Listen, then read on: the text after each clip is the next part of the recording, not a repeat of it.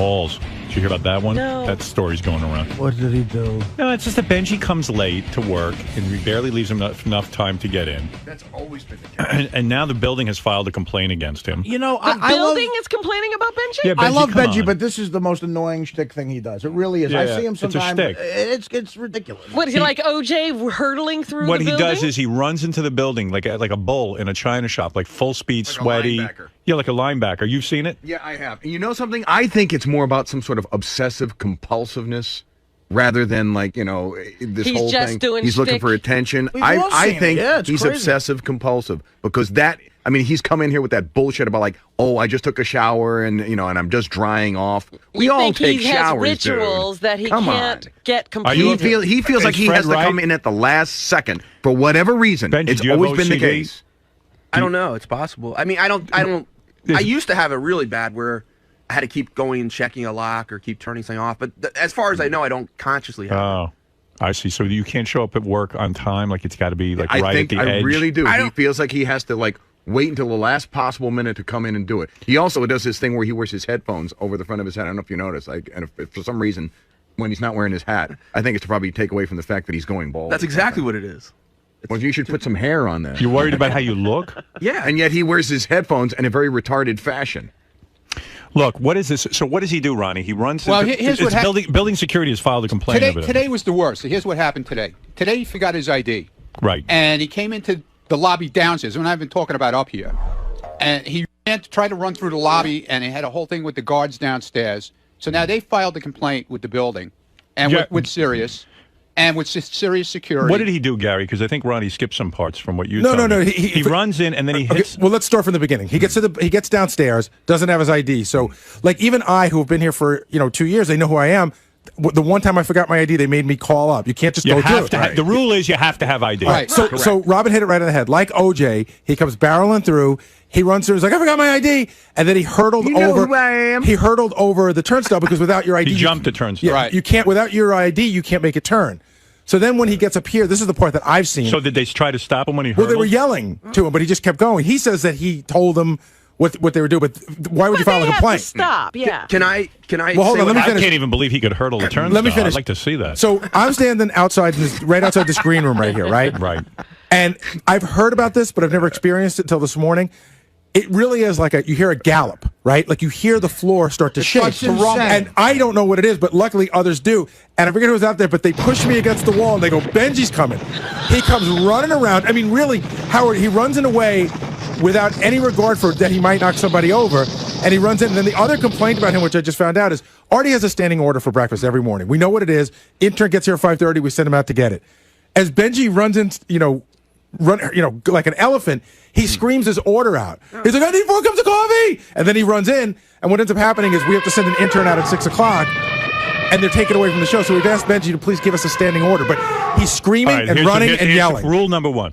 There's no more getting Benji anything unless he gives you the standing order. Okay. If he yells out, if he comes charging in like a fucking elephant, don't get him anything. Benji, you do that, right? You agree with that? So that's over with. Now you're liberated. Can I?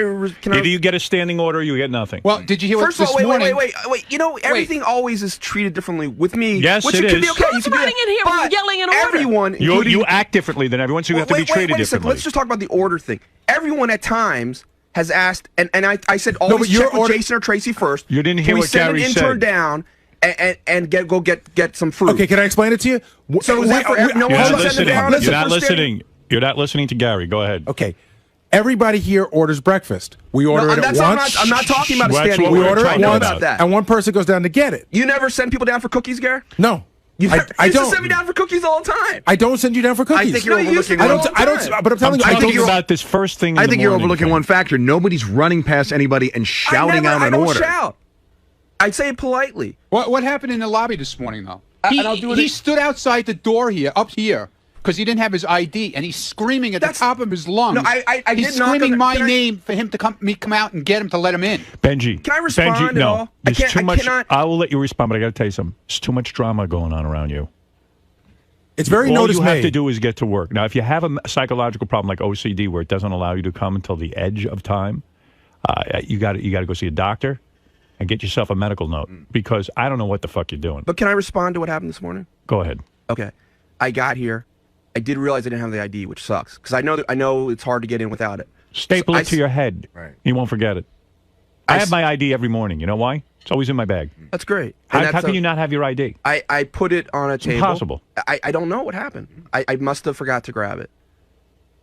And then you know there are consequences when you don't have it. I do. And you get here so have to late. deal with Can that. I say what happened?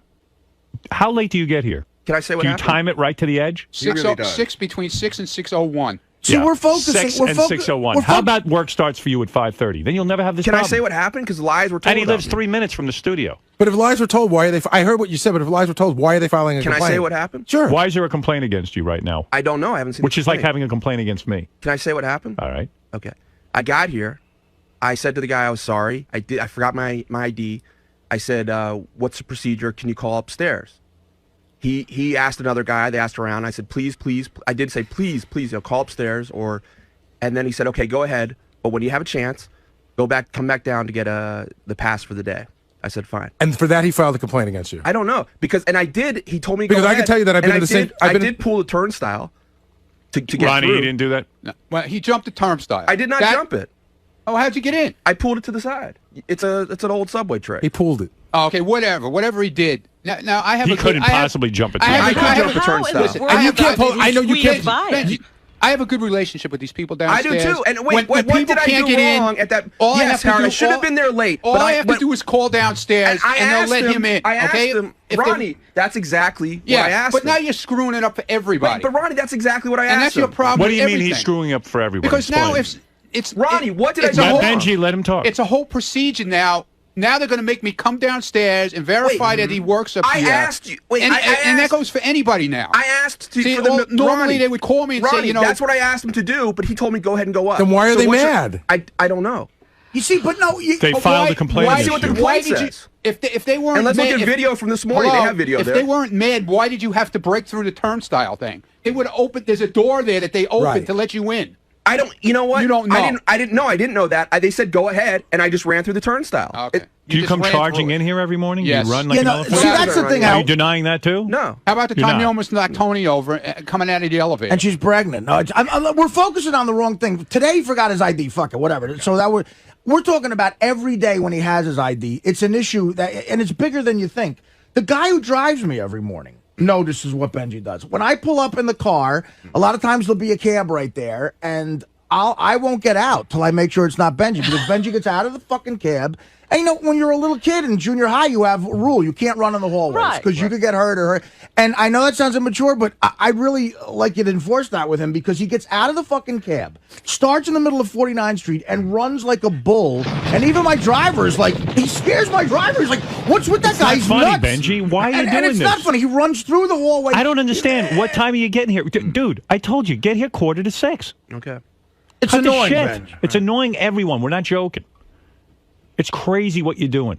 It's not professional. You got a job that starts at 6 in the morning. You get here early like everyone else, and you do your thing. And you don't come charging in. Think about it. It's not bullshit. Tony is pregnant now. She weighs about 110 pounds She's wet. out the You know, kid. I mean, she could. I mean, look, you could hit her. You really could, or startle her. I mean, You it's can. startling what you're doing. What Gary says is right. You hear it from all the way down the hall. It's like a fucking Come on. charging If somebody, bull. if not somebody a kid. wasn't there this morning, seriously, Benji, because the way you came around, if somebody didn't realize what you were and didn't push me against the wall, you'd have knocked me over. He wants attention. Of course he does. Like Right. a baby. I do it for attention. Of course you do. Oh, I know. But you're bringing so much attention to yourself with this hustle you do every Right. morning, where his driver notices what you're up to and gets. And Artie gets here at a reasonable time to get upstairs. Why do you have to run? I'm running late sometimes too, and I find myself Why do in I a have to brisk run? jog. Because But it's- I mean, wait, you know, he's Things dangerous. are different here, which is fine. That is fine, but it's not a big deal if Artie's late. It is a big deal if I'm late. But okay, so with that in mind, knowing what a big deal it is, what the conversation we had back at K-Rock, knowing what a huge issue it is, you've done nothing to make it easier for yourself. Nothing. Why can't you get here 15 minutes earlier? That's a good idea. Oh, No, really, why can't you? You're right. never thought of No, that. but then you don't do it. It's time to stop. It's weird. It's almost like it's our fault that we don't let you run because you're almost late. That's how Well, I feel. You know what? Running in the building, you're absolutely right. You could say don't do it. Running on the street, it's up to me. It's fine, but I'm just saying it's Run not all about you want. It's not about running. It's about the drama that is created by you galloping around here, yelling, screaming out orders, the whole thing. It's a lot more because it's me. If it No, was someone else, Ben- it No, wouldn't be. Bench. Because This is it's- one time I got to disagree with you. I agree anybody. that there's a hierarchy here, and I do feel guilty sometimes. 'cause Nobody running. I've walked in late, and it's not as fucked up as when you're late. I understand that. I don't have an explanation for that, but whatever. But if anybody was running like you're running, it would be noticed, and you'd have to reprimand them. I mean, my driver thinks you're a crazy person. Like, he doesn't know how to react. Everybody in the building thinks he's crazy. I know. Did they tell you why they filed a complaint against him? Because he's a lunatic. Right. He comes in like a loon. What is the complaint state? Because he comes running in like a bull every day. Ron, He's tell me what I somebody. did wrong, though. I said... Pete, you're turning people off. But what did I do wrong? No, forget about They just told you what you do wrong. Forget about you the come ID. running in, Forget about the ID You're thing. frantic. Right. You're running Okay, in the so this halls. morning, what did I do wrong? You forgot your ID. That's what you did wrong, and you showed up late. Okay, but when I asked him, is it Don't okay involve him. to call up? You know he what? said A man has to walk on his own. Right. And stop holding other people responsible for your lateness and for your forgetting I didn't keys. hold anyone else responsible. Well, you're I saying, said, what did I do wrong? Yes, I because just he told told you. me to go ahead. He said it's okay. Every day is the same thing. Yeah, but he though, didn't Benji. tell No, you it's to not. squeeze No, through that I'm not talking turnstile. about the ID. It's every day. How many times have I said to Benji, you got to stop this? It's idiotic. Every security guard that works out thinks you're fucking crazy. Yeah. They So look why at do their they- look at their watch and they know what time he's going to rumble through like that. Why do they all think you're nuts? You got to ask yourself that. Is everyone in the world crazy, or are you a fucking asshole? Well, which one is it? the reason they make a big deal about it is I appreciate the security. It's their job, and I'm glad this building's kept secure. Good. But the reason Ronnie makes a big deal about the running is because Benji. and Benji, other, what time do you get They out of here make a every big day? deal. What? What time do you leave here every day? What do you mean? What time do you leave here every day? It's different. So you leave at noon every What time day. do you generally leave? Like around 1 o'clock. Okay. From 1 o'clock till 6 o'clock the next morning, you can run all fucking day. Okay. Go running. All Get right. on sneakers, get in a pair of shorts, and go running. Okay. Your running doesn't have to take place 5 minutes before the show. Okay. Benji, you're wrong about you're being treated differently on this, because if anybody else galloped around, maybe you're being treated different You're about the getting a latest break. thing. But Believe if you me. galloped around like that, if I did it, or if Artie did it, or even if Robin did it, I would say, Robin, what are you doing? It's annoying, crazy behavior. Dude, this has been going on since K-Rock. It's not just only here. He used to almost break through the door in the morning there. Because in the morning So I it's used to have to some sort sit of- there and press the buzzer to open the door there. So it's some sort of OCD. Absolutely. It's been going on for years. Listen, you got to go to doctor and work on this. Okay. Get some happy pills. Show up at 1:45. Yeah, go ask Jason for a pill, take it, and get here at 1:45. right. 1:45 is your starting time. Okay. And And I know you don't leave at 1. You leave at noon. Stop it. You leave after the wrap-up show every day. That's not true. Yeah, that's true. I know exactly what you're up to. Okay, you know exactly what I'm up I know to. what you do. Okay. You know, if All you right. leave here at 1, spend from noon to 1 with Sal and Richard. Write a few Okay. phony phone calls. Okay. That's what you do. That's what I would like to see you do. Okay. Impress me. Okay. Don't impress me with running in the halls, because it doesn't. Being a kook doesn't impress me. I'm not- Being funny impresses me. Okay, Howard. That's what impresses me. All right. Thank you. And now I'll move on. Can I predict Benji's bit tomorrow? He'll get here 20 minutes early and crawl. He like a promised snail. me. He promised me this wouldn't happen anymore. We had this conversation one time already. This is now the second time. And Benj, look, I love you. No one's more tolerant of the craziness than me. But that it's really, I feel. Get the craziness on tape in Richard and Sal's studio. Become part of their team. Craziness off the air, running through the halls, doesn't do me any good. I need productivity, not disruption. And I'll tell you why. Because I really am afraid you're going to hurt yourself or somebody else. It's that dangerous, I think. And then very forget it. dangerous. Then you're fucked. It's very dangerous. You're right. Go, yeah. I mean, who are you to knock over somebody? It's a very dangerous That's activity. right. It is. I don't want it. Yeah. I want laughs on the air, Right. not off the air. Off the air, you should be like me, like in a coma. People go, oh, he's so boring. And I'm proud of that. I'm proud to be boring. You know where I'm exciting? Right here now. This is when I light up. I light up when I'm getting paid. I would never light up for free. It's a waste of time. You're lighting up for free. Who lights up for free? Jerk offs. Right. Well, this is where People I'm go down to boring. Giants Parade. They're funny down there. Big shit. Your At job work, is... they're nothing. Yeah, he's funny downstairs in the lobby. I could show you guys in radio who are all funny in the lobby, and they're all out of work. To be funny in here is different. That's where you use your brains. To be funny on the air, to be funny off the air, It didn't why count would you for do it? anything. Why would you do it? It didn't count for anything? Well, you don't exist off the air as far as I'm concerned. It didn't help at all? No, it doesn't exist. Wow. You have to be funny enough to where a corporation says, You're going we home want at to pay 1, you to be funny. Noon to 1 if you're here and you're not on the wrap-up show. Walk over to that little studio that's where some work's going on with Sal and Richard. and do funny stuff. Funny stuff into the That will microphone. end up on the air. And that'll end up on the air. That's right. I'm not fucking bullshitting you. I know. I'm being dead serious. You think I'm trying to be funny. I'm not. I know. No, it's a good idea to do the funny stuff on the air. Yeah, not off the air. That's right. And you're not getting it. You're being funny downstairs. You're so fucking funny. Now I got a building complaint. That's no. I'm gonna. What do I need then? Now I'll go straighten it out. I don't even know what you're talking about anymore. You don't know what I'm talking about? I got a building complaint now. Yeah, but I mean, this has been going on now. If he can't get what you're saying in this amount of time, we have a problem. Even Doug wrote me a note. He saw Benji on the street being funny. He goes, there was no camera on him. Yeah. Well, that's where he works. I said, what? I said, what do you mean he's being funny and there's no camera on him? Why would he do that? I don't understand. I mean, wait, I'm going to read you this from Doug. Listen, now I know. Here's the moment of truth. Gene Kelly never danced without a camera. You know, and I read this shit, and I go, you know, man, I'm just, you know, I just put it away, and I say, here it's called. The memo was called, Why Benji is My Favorite Retard. I was on my way downtown to the In Demand offices. That's our TV channel, Robin. Yes. Howard TV. I was walking alone. I'm on 50th and Broadway, and I began to hear someone screaming. I ignored the screams at first, but they didn't stop. So I turned around, and I was shocked to see the moron screaming was Benji. He was standing on the other side of the street about 50 feet away and yelling, now at the top of his lungs at me. I began to laugh and immediately realized that since he was in some sort of his shtick coma, he might come after me, so I walked as fast as I could to the subway. Good idea. As I began to walk away, Benji was still on the other side of the street and began to scream louder at me. I heard something along the lines of, there he is, that's that guy, Doug Goodstein, go get him, get him, get him, get him. Oh, my That's not what I was. It was as if he spotted a bank robber and was pointing me out.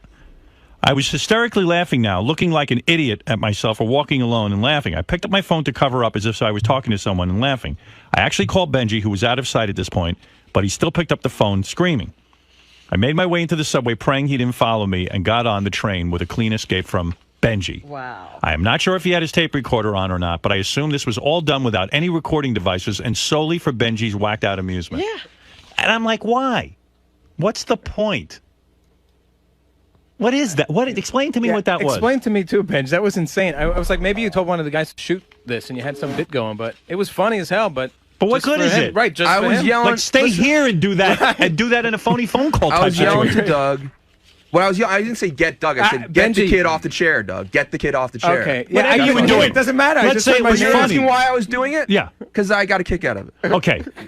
If you're getting a kick, I'm telling you, you work for this show. Right. So get a kick in the studio. Right. And do something witty there. But Good do you idea. think he's insane? Yes. When's the last time you did a phony phone call? Recently. With that horse one? No, recently. When? I haven't brought him I've in. never heard You them. haven't brought them in. No. They're not on tape. They're not on tape. Oh, you don't tape them. Okay. You know, He's just doing I'm a phony purist. phone calls. I'm telling you, he's insane. Benji scared the shit out of me one day out here at 7th But Avenue. what is the and point? 50th. You know, it's all so fucking funny. For who? For I know- Benji? well, it you was work, scared the you work shit- on the greatest comedy show of all time. Make a contribution then to Richard and Sal's studio and go down and jam with them. Don't do it in a I fucking do hall. sometimes. Or When's the last tell time he's been Doug down there so with that you? he He can comes send in out there a once in a camera while. crew with you. He comes in there? Yeah, And he's doing he comes, something? Yeah, he From comes noon to in. one? Once in a while, he'll come in there. When's and the we'll last work on time he stuff. did that? It's probably a week or A two. week. So 2 weeks. Week or 2 weeks? 2 weeks? I can't remember exactly. Probably 2 weeks, I would bet. But he does help us out, and we All right, run so through ideas with do him. it. Or come in on Friday and do a bit. Howard, there was another. If I'm not here, everybody goes home. There was Do another- something. If you're going to do something funny, do it here. But why is he doing these things? Is he rehearsing for something, or is he? No, it's a cry for help. Well, can I tell you it's what? for he- attention. You scared Yeah. Richard, who's like a Right. Of course barn it is. animal. You Can don't I know t- that it's for attention? Yeah. Why else would you do it? No, it's for attention. To walk down the street screaming like a madman? Screaming Oh at my anybody. God! People were falling off the sidewalk to get out of his way. I had my iPod on. What in. is, what is the joke? I don't understand. He came barreling at me like an elephant and screaming, and people were petrified that were around us. Right. And they like a sea of people parting with Benji running through them on the sidewalk on 7th Avenue. It's It was stupid. scary. Did you think you had no outlet for humor? Yeah, Let me most tell you people something, don't. Benji. You have an outlet. I've had a very good career. You have. never see me walking down the street screaming at Screaming. people. Right. Just doesn't happen. You I know know. why? Because it's pointless. And you know what? I grew up. I don't need that much. I get enough attention. Right. If you're not getting enough attention, I don't know. Maybe your mother ignored you, or your father, or maybe both. I have a great relationship with my parents. I didn't say you don't have a great relationship. Maybe they ignored you. They didn't. And they don't. I have a great relationship. No, I doubt it. Take a good, serious look at it. You doubt it? Anybody you who always screams talk about how much you hate your parents. I don't hate my parents. I love my parents. You but I'm express aware, a lot of disgust about them. Let me tell you something about your parents. You and your parents. There's something that indicates that no one paid attention to you. Okay. I don't know if you sat and shit in your diaper for too long or what. You know what? Something going on I when you're enjoy screaming to hanging someone. out a lot with both my parents. My mom. Doesn't have to be. Someone's not paying attention to you. That Someone, you maybe broads, whatever. Somebody's not paying attention. Maybe his grandma. Okay. Somebody. Could be me. I don't know. I don't know what's going on, but this is crazy behavior. Could be and now you Robin. got a building complaint. I got to work here. I don't want any complaints from my people. I understand. That I completely understand. You know. I wouldn't like that either. I don't like it. Who needs it? But maybe if you taped it, I'd understand. If you taped yelling at Doug Goodstein on the street, then I get it a little, because you work in comedy. But just to be doing these things for no reason. It's silly. I'm telling you. I'm here to tell you your behavior's weird. Listen. You're weird. You're weird. You're right. Maybe about you like that. Running the building is your business. What I do on the street is not really your business. It kind of is, because you know what? Rather you stay here and do the funny stuff into the Suppose, tape recorder. just like we were talking to Kevin yesterday, when you start screaming and carrying on like that, if somebody gets hurt because they're trying to get out of this crazy person's way, All right. it could have repercussions for you. All right, listen, Benji, good luck. I hope you understand what I'm saying.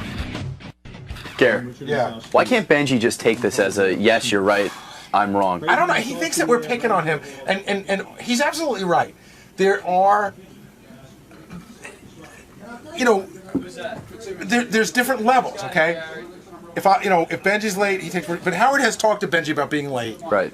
And for some reason, it just goes in one ear and out the other. This has nothing to do with whether there's different rules for different people. The behavior is just not the behavior of a person in any kind of an office, the Howard Stern Show or any other, or fucking IBM. When you're in an office, there are certain rules that you have to play by, and it is scary.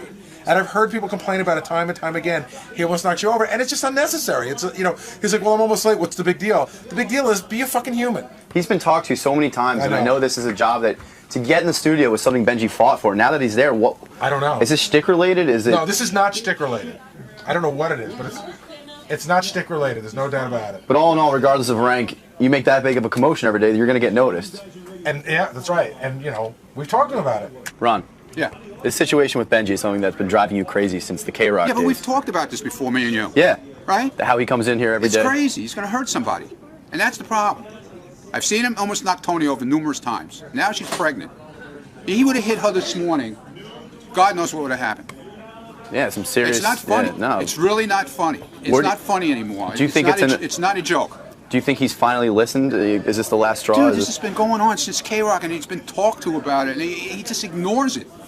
The guy lives 8 blocks from here. How can he not get here on time? Everybody else comes from all over the city, Long Island, Jersey. They get here at 5:30, 20 to 6. Gary comes from Connecticut. He's here at no later than 20 to 6. I mean, what the fuck is wrong with this guy? So, Bench. Yeah. Do you think you learned some lessons today? Do you take all that to heart? Yeah. I didn't even bring up the stories about you at the on the way to the EVNs. You did on the when you were in the thing wheelchair. Oh, that was fun. That was great, though. That was on camera. No, it wasn't. You should have been filming. I asked well, you I to film did, it. but no. Remember, Benji, I stumbled upon you after you were in your wheelchair with Richard not around and me not around. I stumbled upon you, then took the video. Remember? Bench. I bet you. What about when you? What about? I want to do an interesting thing. It's just an interesting effect. No, let go. It'd be interesting to pick you up while you're filming. Oh, Jesus, Benji. Jesus Christ. So, Bench, are you learning lessons about shtick and taking it more seriously? No, for real, you got lectured pretty hard today. It's a good formula. It's like this. It should be on the air, the funny stuff, not off the air. Seriously, this is like the most serious lecture Howard's given you about lateness and behavior in a long time. Did you really take it to heart? Because a lot of times I feel like you felt unfairly labeled, you felt unfairly treated, sort of a double standard I picked up from your end. Look, the running I don't think is a big deal, but if it bothers people and if the people over me say not to do it, I shouldn't be doing it. Are you always a pretty careful person? Why put people at risk by running? That's really, what I mean, like, do you ever, when something's quickly going on, do you ever run to cover it? Right. Does that happen a lot? A decent amount, you're right. Yeah. It's, you know what? I don't think running in a careful way is that big of a deal. What about the fact that during but that... if I'm asked not to, I'll respect that. And what about the new 5:45 arrival time? Is that... I think it was just get here on time, which I will without, having to run. It's actually kind of nice running outside a little bit in the morning, gets my blood going, and... kind of like a brisk morning jog. Yeah. Maybe I'll develop those, I don't know. But as far as making a commotion and upsetting security, you've taken this to heart. I appreciate that they're trying to keep the building secure. I know it's a serious thing, but it's also not probably too interesting of a job. And it's very, when anything happens, like, someone in that position loves their authority. To have a chance to, generally they do, because that's an interesting thing. Right. It's very fun to do that usually when you don't have like a lot of, so. It's their job equivalent of airtime, basically. Their time to shine, their time to get some action going on. It's fun to say no, when you're in that position. But the thing is, I asked the guy, I said, I don't have the card, can you please call up? He said, you can go ahead. That they should have video of. Right, it wasn't this big turnstile jumping, crazy thing that they made it out to be, complaint-wise. I can jump a turnstile, but I didn't. I pulled it. The guy said, go ahead. Maybe what happened was they meant they wanted to buzz me in. Okay. But I might have misunderstood and gone through the turnstile. I did go through turnstile. Right. That might have been what the problem was. Okay. All right, man.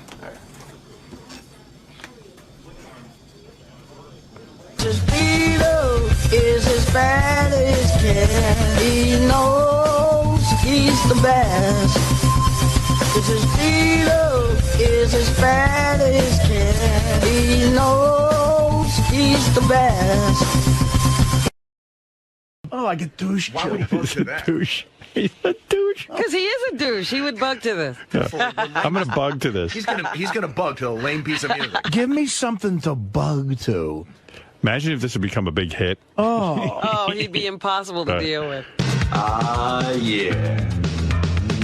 Sounds like that guy in The Honeymooners, Ralph Cramden. He's always got a new idea to become famous or a new business. Yeah, but this is like if my son put out a tape like this, You'd say you're a retard. Yeah, and then I would have to kill myself. I'd throw myself off a building. And Sal's dreaming about big money from this. And some but producer he's also guy pouring a lot of money into it. This costs money to get done. Well, I could just hear him saying to his friends, you got to spend money to make money. and I could hear him just going, you know what, man, I listen to that rap shit. I could do that. And he thinks he's as good as what he hears on the radio. Yeah. It's like, I can do that. I'm going to be rolling in dough. The posse paying out dues, lounging in my limo cause I like to cruise, smoking the stage cause I could do this, on my own throne like a king I rule this, passing the church in a moment of silence, farewell to a brother who died in violence, so chill. Farewell to a brother who died of violence. Yeah, he's doing the whole thing. That's his neighborhood where he grew up. Another brother died of violence. Well, he grew up in a tough town. What the fuck? Candy Rapper, or I thought Douche the Rapper would be a better name. Is it that Douche the Rapper? Black people do that? It must be easy to do. Is that what he thought? Well, it's people talking, and he could talk. Do you guys want to hear any of "Take Me to Your Hip House"? Oh, please. Take me to your hip house. Take me to your hip house. But the word passed by church in a moment of silence for another brother who died from violence. Sounds very upset. It's take me to your hip hop house. It says here, take me to your hip house. Hip hop.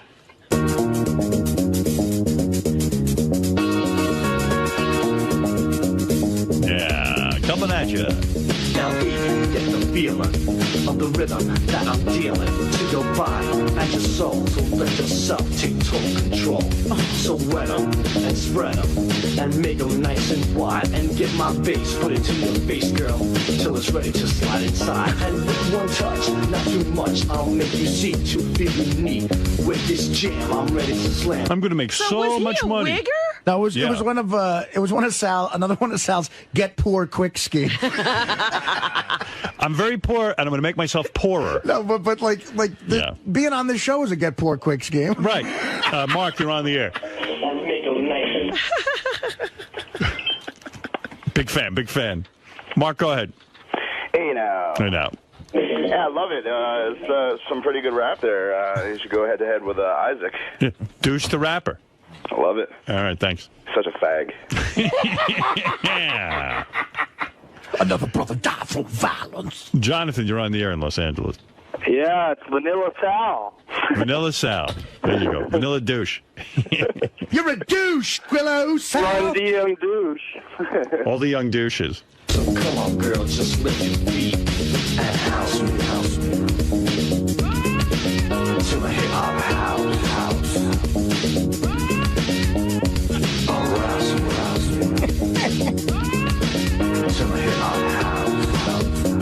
Yeah. How much money did Sal fork over to some producer riffraff fucking thief? He'll never be honest, you know, but I bet you he spent at least 10 grand on all this. Oh, God. At least, minimally. Because Hulk Hogan's trying the same shit with his daughter, and what is he up into $5 million? 4. I mean, that costs a lot of money. 4, but who's counting? Yeah, his old man's like fucking selling pizza.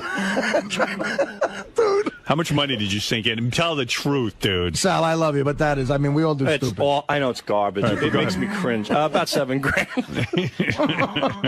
A good poor scheme. But Howard, I got to tell you, I got scammed into some of this stuff. I mean, I actually, somebody duped you. Somebody told you were good. I actually sent that piece of shit out through the back of a newspaper. It was and it says, "We can make you a star." So I sent him that stuff. Wow. And he calls me up. He goes, "This stuff is hot. You got to get down here right away." Yeah, and then he charges you. Yeah, and he charged. And you're the idiot who paid. I'm the idiot who paid. I really believed it. Well, the funny thing is that I always had the, watching. You know, this is like something like the local news always sends the local consumer fraud reporter out, and there's only been 1 million of these. They say if you go to a modeling agency or you go to a record company, and they say to you, "You're next big star, but you're going to need to put up some money." Yeah. Get out of there. It doesn't work like that. Right, that's a template for shame on you. Is what Right. Shame on you segment. Younger comedians or sometimes people who want to become actors, they ask me for advice. I'm like, the only thing I can definitely tell you for sure is if you go to a manager and he goes, "I'll manage you, but it costs this much," that's bullshit. A legit guy will never ask for money. When you go there, so the guy said, "Look, this is great, but what did he say? He said, you're going to have to put up the money for the recordings?" He said, yeah, but it was such a setup now that I look back. First of all, it was bad photoshops of him and the Fat Boys on the wall. And I always thought, back then I didn't put 2 and 2 together, but now I do. And you do? And him you really think you now put 2 and 2 together? Now I do, in retrospect. Then I was like, I finally made it. This guy's got pictures with the Fat Boys, whatever. And he plays the tape, and he stops the tape, and then he calls in 2 people, go, "You got to listen to this." Like 2 other people. They're probably still laughing about you. Those 2 people were cleaning the toilets. Right, but no, it was obviously like those 2 people were maybe on standby, and this was a routine he was doing. So he plays it, and their jaws drop. This is it. This guy's the hottest thing ever. Oh, my God. So he goes, "Listen, I'm going to send you out to New Jersey. I want you to meet this guy right now." He goes, "We're going to make a hit record. This is going to be big. You're going to be huge. It's going to be fantastic." So he calls up this guy, and he goes, "Take this tape to him right now." So I drive out to New Jersey. You drive it out to New Jersey. I have my mom drive me out there. Right. And your mom, she's as gullible as you are. Yeah, my mom just working in the pizzeria, whatever. Right. We don't tell my dad because if he finds out we're spending money for this horse shit, he'll kill us both. You should have told your pops. So we drive out to New Jersey, and then, Howard, I swear to you, it was a beautiful studio, 48 tracks, state of the art. I'm sure design. it was. Yeah, right. The guy pops in the tape, the engineer. And again, it's the same motion. He's tapping his foot. Holy shit, unbelievable. I can't believe what I'm hearing. You are the next sensation. You're going to be huge. Oh, boy. He had a big empty recording studio, so he had to make a deal with the devil. Yeah, dude, there were cobwebs all over the place. So he's like, "This is it, huge, blah, blah, blah." So now I'm convinced, finally, like you said, Ralph Cramden finally got the pot of gold at the end of the rainbow. So he sits down, he goes, "Okay, this is what we're going to do, 48 track." He goes, "We're going to get singers in here." He goes, "We're going to get backup singers. We're going to get guitarists. We're going to get keyboard players. We're going to get some of the best of the best." He goes, "We're going to work this day and night. You're going to have a hit record. It'll cost you $7,500. So now I'm like, wait a minute, this doesn't make any sense to me. That's when you should have left. I thought I was the superstar. Right. So I go, okay, so now I left. Did you say to him, "Gee, I thought the record company's supposed to pay me"? Well, I didn't say to him because I didn't have the balls to do that because I was so pumped up. Right. I felt intimidated to say, wait a minute. How old were you? I was 16. Mm-hmm. And think how much of a dirtbag that is. He sees a kid and he's playing on his emotions. Just shows you how stupid you are, though. Thanks, man. They wait for people like you. You're the mark. Right. Yeah. So and even, did you ever watch television news and they go, "Shame on you"? Well, hold on. To follow up, you might be a little proud of me. Right. I went home. I go, "I don't know about this. This seems a little fugazi." So I go through the yellow pages and start calling recording studios myself. Now I go legitimately to a recording studio. I play him the tape. The guy doesn't tap his foot. The guy doesn't snap his finger. The guy doesn't call anybody. He plays 10 seconds of it. He goes, yeah, what do you want to do? How many hours you want? Right. So I said, how many will it take to really record this to make it, 48 track best? He goes, tops $750. Ah. So I'm like, beautiful. Now, this guy recorded 𝗦𝗲𝗄𝗿 and a lot of great artists. He was out in West Islip. Legitimate place. But he wasn't giving you the musicians and stuff. So no, he was the other guy was for $7,500. You get all the musicians. Right. Well, what had happened was that package deal. This guy, if you put it together, the manager who called me, he's in cahoots with recording studios that want to fill up dead time. You think? Well, that's exactly what Howard said 5 or 10 minutes ago. Sal's just figuring this out now, 30 years later. Sounds like, wait, I think I've put this all together. So I go back to you went back to the $7,500. My manager, thinking he was going to be so happy that I can record this masterpiece and afford it. Right. So I walk in and I go, hey, I don't want to say the guy's name. I go, I can't afford the $7,500, but I got this guy who produced 𝗦𝗲𝗄𝗿, only $750. I go, we could do it. We're going to be, I'm going to be a star. So he looks at me and goes, what, are you kidding me? That guy's a piece of shit. You're an idiot. You went over my head. I was about to make you a star. And he goes, you did. If he goes, you want to make it? I go, yeah. He goes, then you stop right now. You listen to me right now. You get that $7,500. He goes, right. He goes, you might not be able to afford $7,500. He goes, but I got another guy I want you to see in Comac. Wow. So what'd they get you for? Did they end up getting you for the full $7,500? No, so I go to the guy in Comac, and I get the same rap. Right, and how much But was the guy he? in Comac, this was even better. What? He pulled the best scam on me ever. So I go to Comac, he goes, man, he goes, listen, your manager's right on the money with this shit. So on the money. He goes, can I ask you one question? I go, what? He goes, can I make a phone call to another record company? You didn't sign with him yet, did you? So I go, so good. So I go, no. He goes, man, he goes, if I make a phone call to this company, he goes, I think I could get you the hottest deal. He goes, this is so hot. I know these people, and the guy you're working with is great. He goes, but I think I could get you a better deal with this record company. So I go, sure. He makes like some fucking phony phone call in front of me. Right. You're an idiot. He puts you are an imbecile. He puts the phone by the speaker. Yep. Right? He goes, yep. He's going, right. Back and forth from this. I'm like, wow. I go, this is unbelievable. I go, now I got two guys. It's a bidding war for my music. Right. And I fall for it. And then you're an imbecile. This guy hooked me. He hooked me. How do those guys sleep at night? And how much? How much did he hook you in for? That guy originally gave me a price for $4,500. Yeah. And how'd they get you up?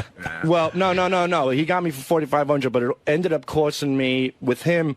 I went to the bank and I took out a loan with interest and everything. Yeah, and my mom co-signed it. Almost retired. Your mom co-signed. Yeah, but I paid off every nickel. Good for you. So, and yeah. that was, and then, so now I record this piece of shit. By the way, Howard, the final product of that 48-track recording is "Shake It," which Fred plays all the time. Yeah, we like that. Was one. the masterpiece. That was the Met. This is the fine. Yeah, I like "Take Me Now." So this is the 48. This is the single. Yeah, I can hear the difference. Yeah.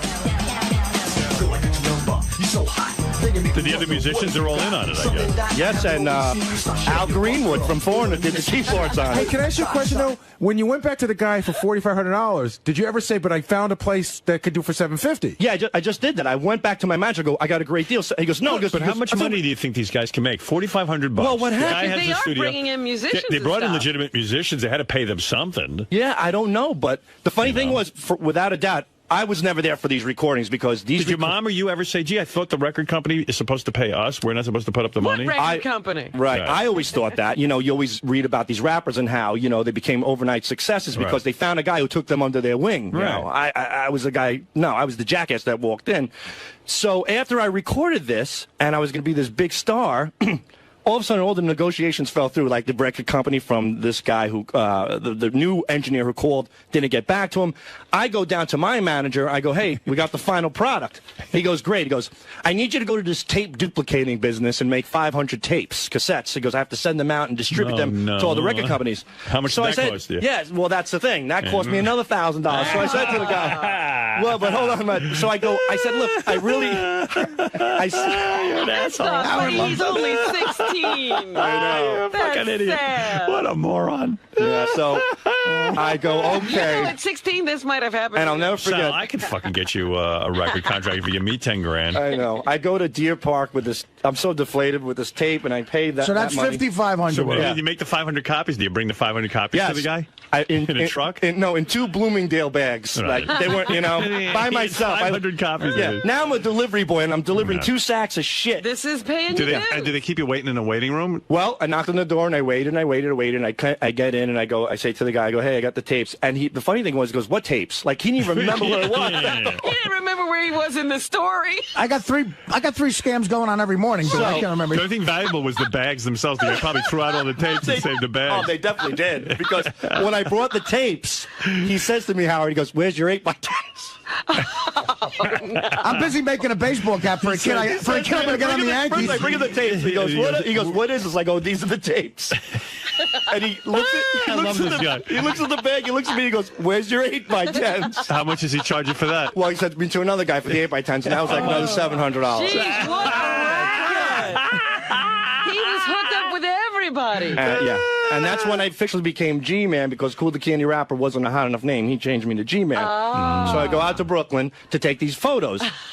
And because all the best pictures are taken in Brooklyn. So that's $6,200. Right. So I get up to Brooklyn, and I'll never forget. Do you think you're an imbecile? No, not. They thought I was. Yeah, but you are, At that point. But I mean, you've got to even sold on a dream. So many people fall. I mean, come on. No, Howard, when you're so. Why do you think they're in business? You think he's the only one they made? I've never actually met someone who fell for it. Like, this is amazing. Jeez. Well, it's not over yet. I go to take the pictures, and here I am. I think I'm a star. I got. What kind of pictures did you take? Like Oh sexy? my God! This guy had like this cheap piece of shit backdrop. It was like pink paper. And he rolls it down. It's a tiny room. He's got a sink and a little oven. He's cooking like Campbell's soup. This guy looked like he was smoking crack all day. So here's the funny thing, Howard. When I walk in, he goes, "Who are you?" He goes, "Who are you?" That is the greatest. Where are your tapes? I'd love to make a movie about So I this. go, I was sent by so-and-so. And he goes, oh, okay. He goes, do me a favor. And he's eating the soup. He goes, roll that down and just tape these corners. So I have to roll. Oh, my God. I roll, but his He doesn't even- show is so cheap. It's so fucking cheap. And you know that paper So backdrop. didn't that give you an idea after all these? No, I just keep thinking, I'm a star. This is what you need to do. I'm paying my dues. I tape the paper down, right? He goes, just roll it. He goes, there's duct tape there. I go, okay. I didn't care. He was eating. Now take your pants off. No, well, came close. I step on the paper with my shoes. Yeah. And the fucking guy slams this thing, goes, you fucking imbecile. He goes, you got stains all over the paper. You know how much that shit costs? He reaches for a can of pencils. Yeah. Gives me pencil erasers, got me on my knees. And I'm erasing the foot scuff marks on the paper. Not only do you pay to have Yeah, this he's done, yelling you at me, and clean. Yeah. You have to clean his room. And you gave him $700 cash at the end of the shoot? that my mother covered as well. Oh. So then... What's with your mother? She's She's got less sense than you. No, if you grew up in my house, believe me, I think she probably realized I was an imbecile, but she took sympathy on me. Like, I don't know, maybe she wanted to declutter all the shit in my head. How many scams does she fall for every year? Not many. I was the only one that did it to her. Yeah. So I get back, and I get in the 8x10s. Like, if your mom gets a letter that says, we have $80,000 sitting for you in a bank account in Israel, and all you have to do is send us $5,000 and it's yours, would she send the money in, you think? I don't think she would. I think she would. No, She's got to be one of those. And you too, I think you would. No, I Howard, wouldn't. do you think if Sal was a woman, he would have blown everyone in the story? Yeah. Like they would have totally gotten him to like... Right. Yeah. Oh, yeah. I think there's a chance it's still out. Right. He's not telling us that part. So I get him the 8x10s, and I go back again. Right. How many 8x10s do you have now? I don't know. They tell me it's like a whole case of this stuff. I think I have still a few at home. They're awful looking. You could tell there's nothing put me. He's like, stand there, don't move. 2 snapshots. They threw me out. And that was it. Oh, my God. They're like passport photos. Yeah, and there's people in the waiting, like not in the waiting room, like in the lobby there. Yeah. It was like a fat soccer mom with her 2 ugly kids that she thinks are going to be eventually like, they're idiots. Beauty pageant. Yeah. Oh, they're idiots because they think their kids are going to be models. Your mom thought you were going to be a rapper. Wait, hold on. They fell within the same idiotic realm Right, we exactly. were in. We're all in the same group. All right, so you bring back the pictures. Now you have the garbage bag full of tapes. I have 2 garbage bags full of tapes. Well, at least you brought them in garbage bags. You saved the guy the trouble of having to put them in garbage bags. You know what I mean? Here, please deliver these tapes in garbage bags so the guy can just throw them right out. Could you put your 8x10s in the garbage bag as well? So you go back to the record company, and it's still there. Right. It's everything. Well, I don't know where the garbage bags are, but I bring him the 8x10s. He goes, okay, now I'm going to get to work. I'm going to be in touch with you very soon. He goes, he's going to be very, very big. Thank you very much. Goodbye. Throws me out.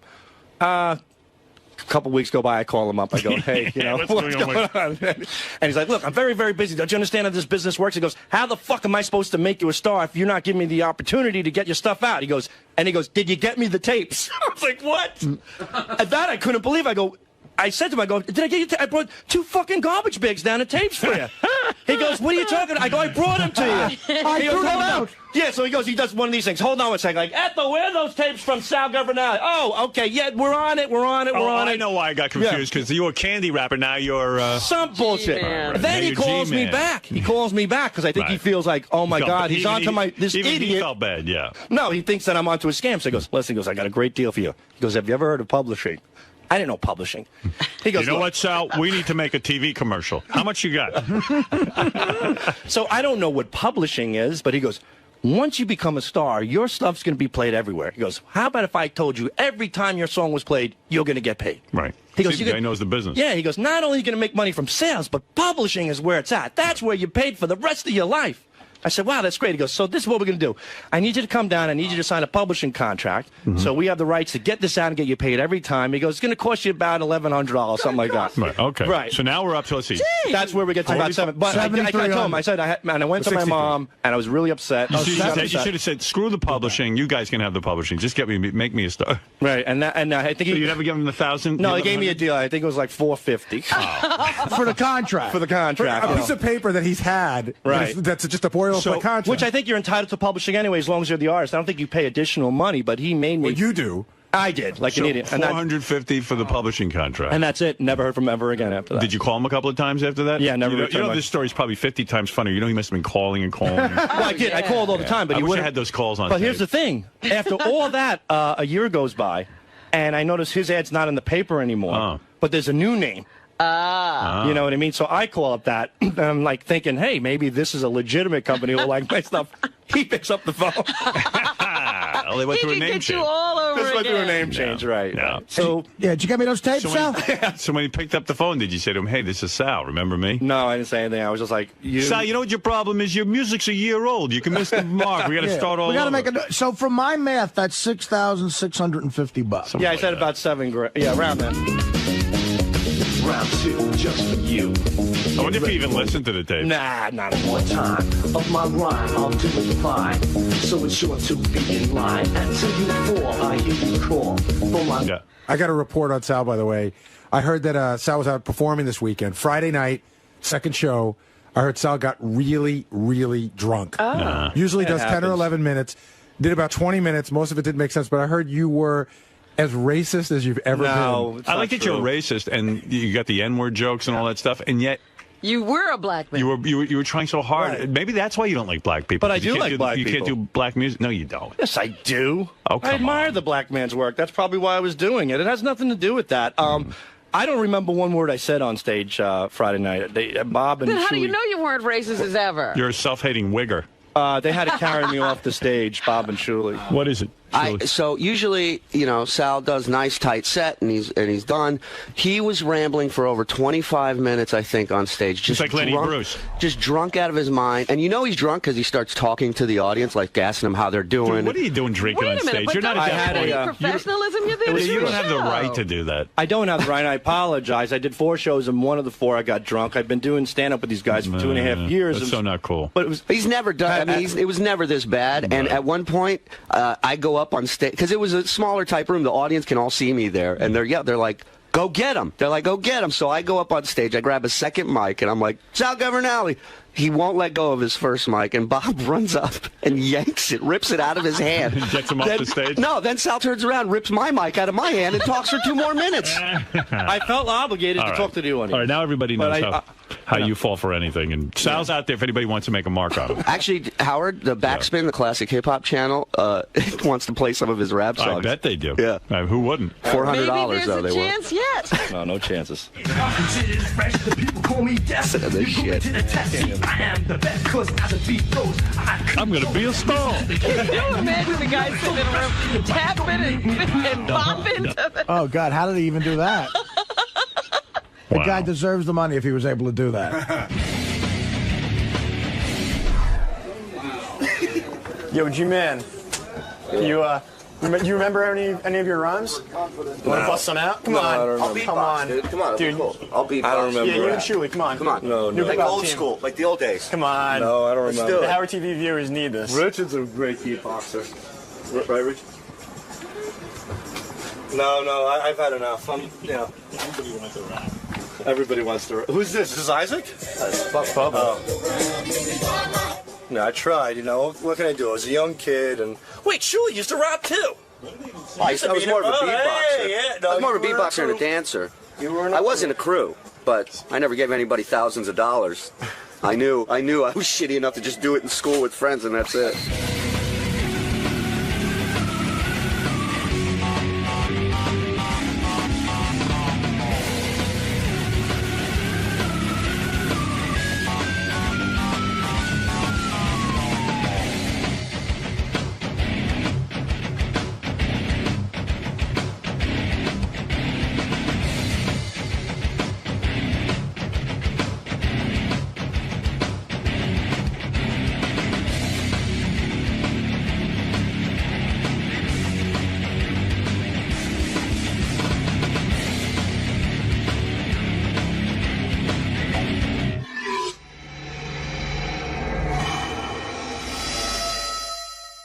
Scott the Engineer's story, how often he edits his son's music. Oh, okay. During You've work got more hours. information? Well, I'm hearing some things. All right.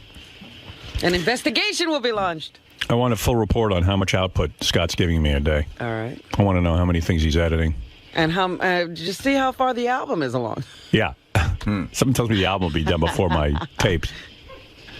I still get reports about you that you kind of were less than truthful with me. Maybe it's somebody else. Maybe I was doing somebody else a favor. I do things for other people as well, not the only myself. person you can do stuff for is me. I do things for other people as well. Who's the I other do people? things for you too, obviously. Right, but that's not what we're talking about. I didn't deny I played it. No, it was more than once, and there is a lot going on back there. I know everything that goes on back there. I got my sources. own time, yeah, there's a lot going on. No, not during my time. No, not during your time. No, Scott, the smile gives it all away. You can't even lie to me, good. But what are these favors he's doing for other people? I don't know. Maybe he's referring to stuff he's done for me, Well, but that's different. I'm aware of it, and I know what's going on. Well, that's something you asked him to do. Yeah.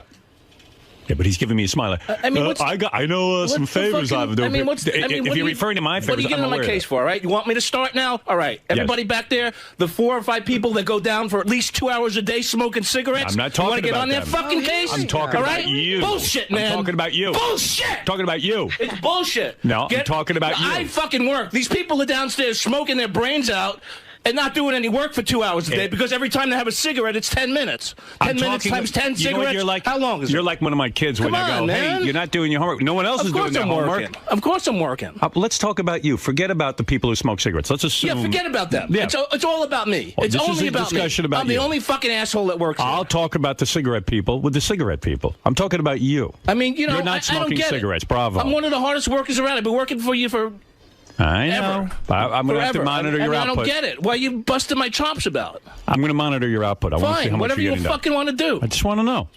Just want to know what's going on back there.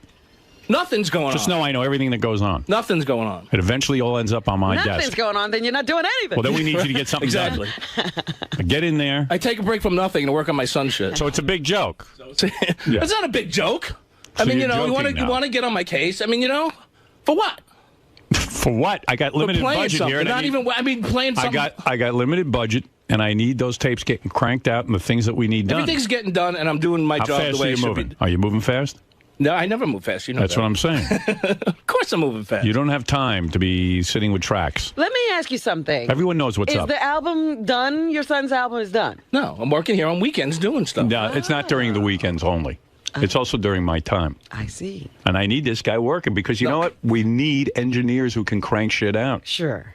That's all I'm saying. Okay. Just know I know what's going on back there. Okay. You fuck with me, I fuck with you. You get it? Okay. That's You're not fucking with me. No, I am, obviously. No. Because you're not making me mad. I'm you not. think you're making me mad. I'm not doing my fucking with job you. the way I should I'm be doing checking my up job. that I need you Check to up. work. Have fucking Gary sit in there. Have whoever you want. We don't have time to babysit you. There's other ways of knowing. Tim is going to monitor every day what you get done. And don't get upset with him. What? Don't get upset. When Tim used to ask you for a list of what you did all day, he used to get upset.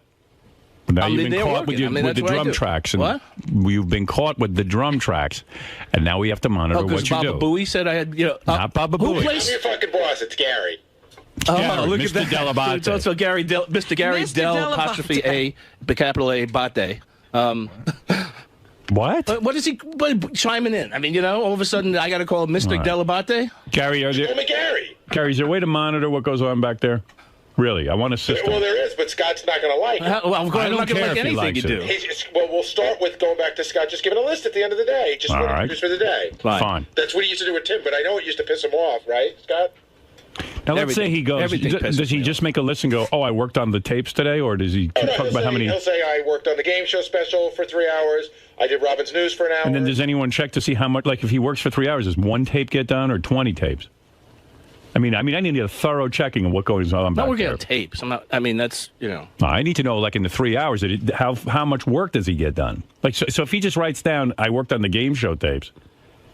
Does it take him a year to get it done? I got to go play solitaire. I'm busy. I can't stay here. You don't have to stay here. I'm working your schedule out with Gary. You have to be monitored. The schedule is you can monitor me. My schedule's not going to change. Who are you answerable to? In other words, let's say you work on a game show special. You and Gary and Tim. I mean, whoever gives me work, that's who I'm answerable to. Who do you work under directly when you do the game show special, for example? John Hein? Yeah. And he feels he's getting this material back in a reasonably quick time? You have to ask him. Let me find out. John, I think I'm doing it fine. John, are we getting this material back in a very quick time in a timely fashion? I want honesty now.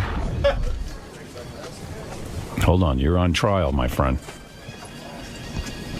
Are we getting this work back in a reasonable time? On the game show special? Yes. Scott has been responsive, and he's done everything I've asked him to do. In other words, you're not sitting and waiting for this stuff. No. It's coming in quickly.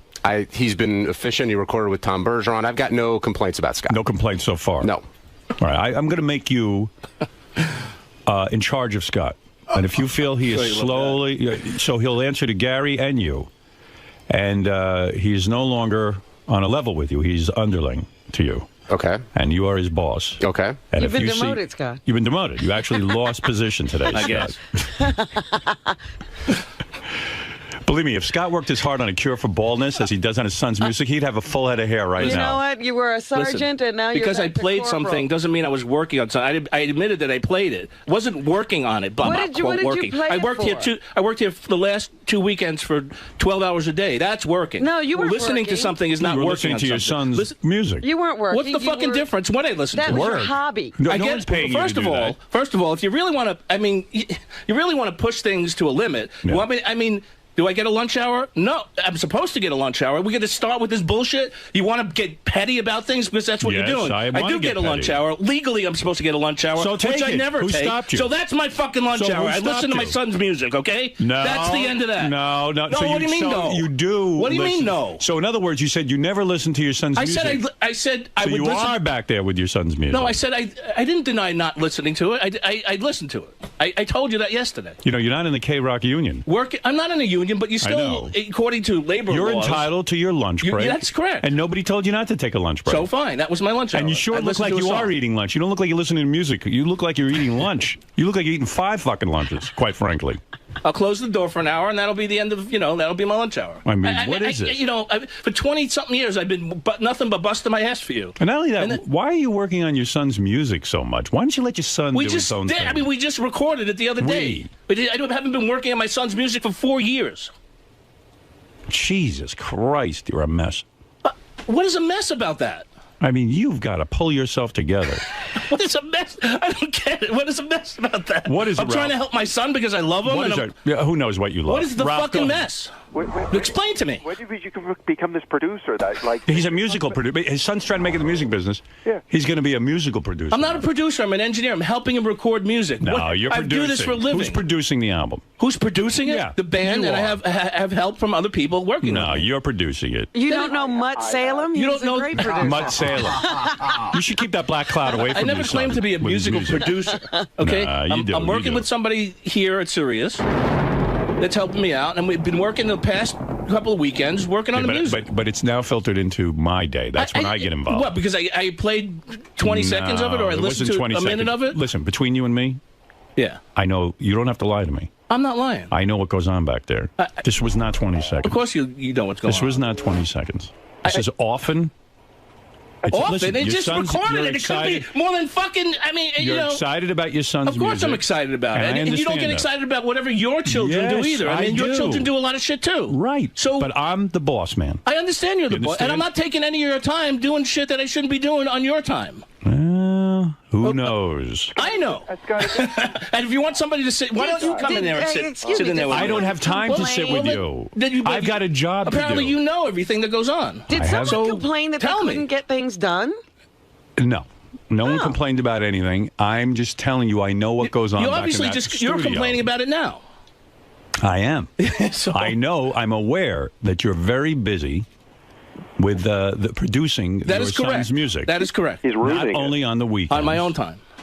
Not only on your own time. If I do it after like a certain time in the afternoon, which I've done on my own time. So now suddenly. Wait a minute. Now What? suddenly. How long you do I said need- it was only weekends, but No, I now just we're said hearing if. about No, during I didn't the say I weekdays. was doing it. I said if I do it. You want to come clean and say you have been and apologize and say you won't do it anymore? I'll listen to that. No, I'm not saying that. All right, then I have nothing to talk about. I said if. Then I need a list of I what wanted you're to do doing. it later in the afternoon on my own time. And what is wrong with that? Nothing's When wrong with my- that. when my But you got job to is- say to someone, listen, now I'm on my own time. I'm going to be doing this because it's not happening on your time. It's happening on my time. I mean, when is your time up? When I walk out the door? If I'm You here tell 12 me. hours, is that still your time? I don't have any problem with you doing it after my time has been filled. Well, yeah, so. But it's not happening I- at that point, Scott. Scott, look at me. I told you. Scott, I see played me? it. I'm as smart as a pistol. I played I'm a pistol. I played some music. Scott, look at me. Stop playing the music Why were you playing during the my music? hours. Why? Why? Why are you playing the music? Excuse me. I'm Why sorry. were you playing the music? I play other music too. I mean, it's not just. Now, why were I you don't- playing I'll your just play son's that music during my time?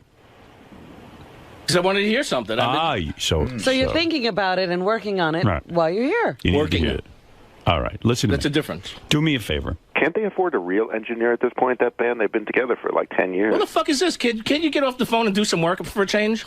Go to sleep or do something. I mean, really. This is work.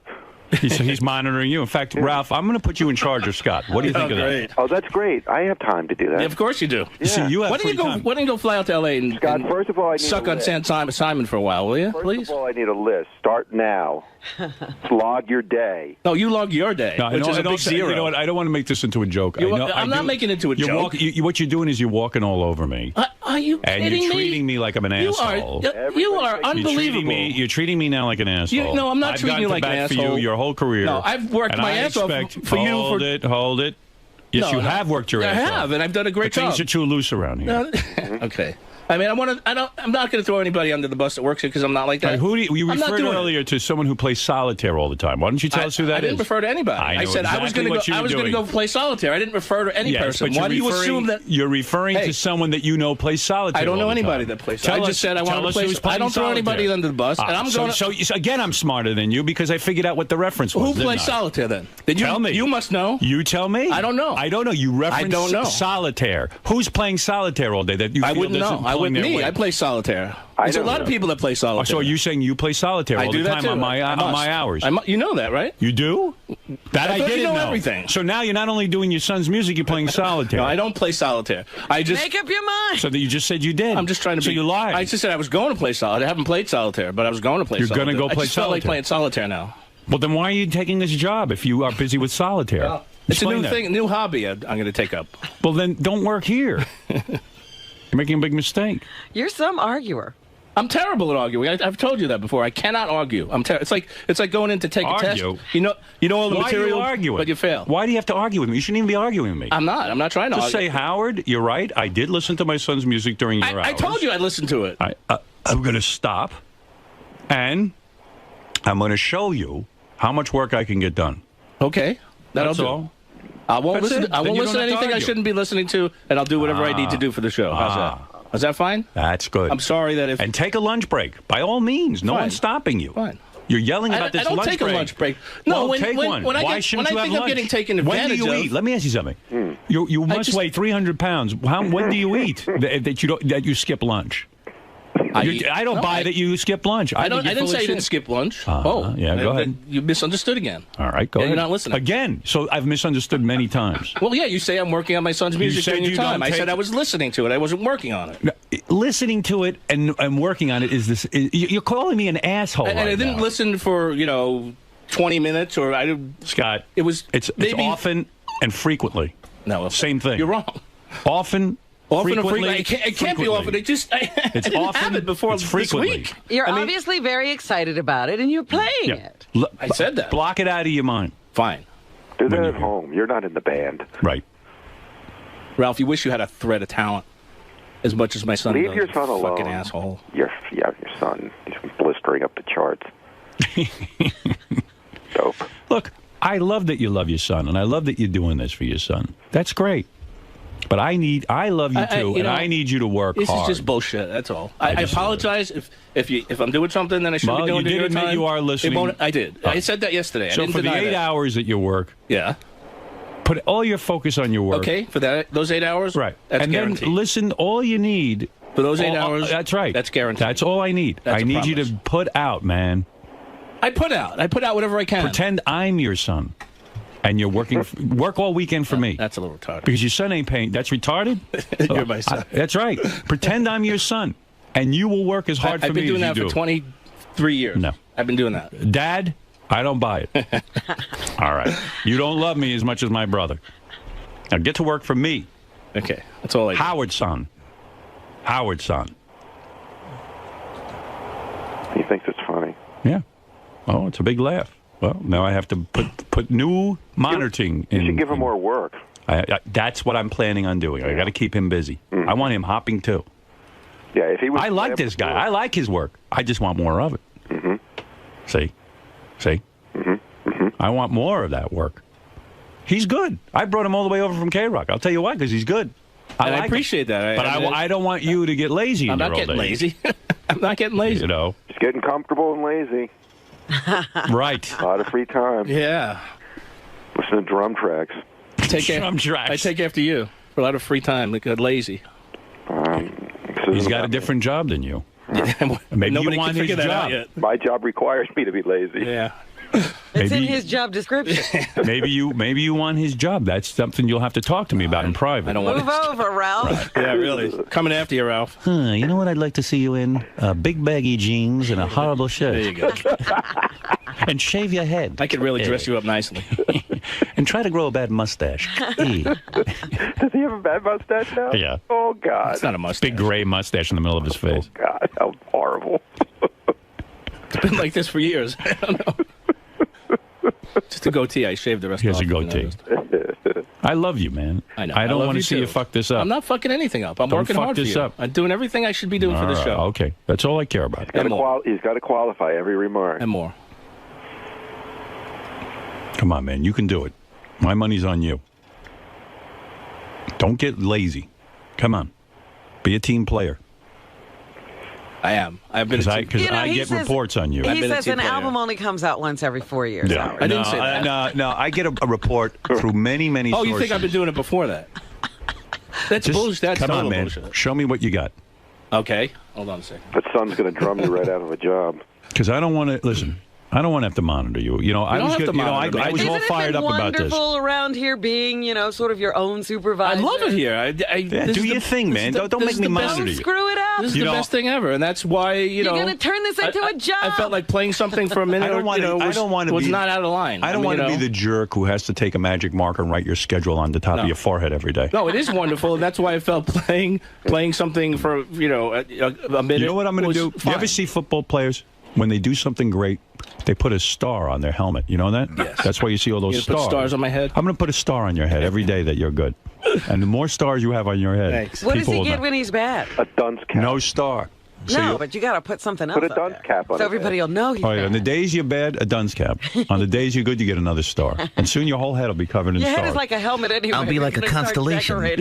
No, what a lot of football teams do, they put the symbol. Like Florida State has a mohawk, has like a tomahawk. You should put the fist symbol, a little fist symbol. I'm going to put on a little. His head. Thank you for that. See, there's a creative guy working. Right in the middle of his head, like that dot. I'm going to put a nice fist symbol on your head. And paint it right on there. Miniature. Like a fist stamper. Right. Yeah. Stamp your head every time you do good. You can wear a sari on your fist symbol. Right. I'm jealous. In fact, I'm so like some on my bald spot.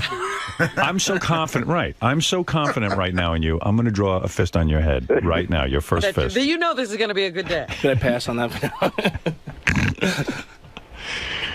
You know when you go to church and they put the ashes in the middle of your head? Yes. That's what I'm going to do. Big fist right in the middle of your head.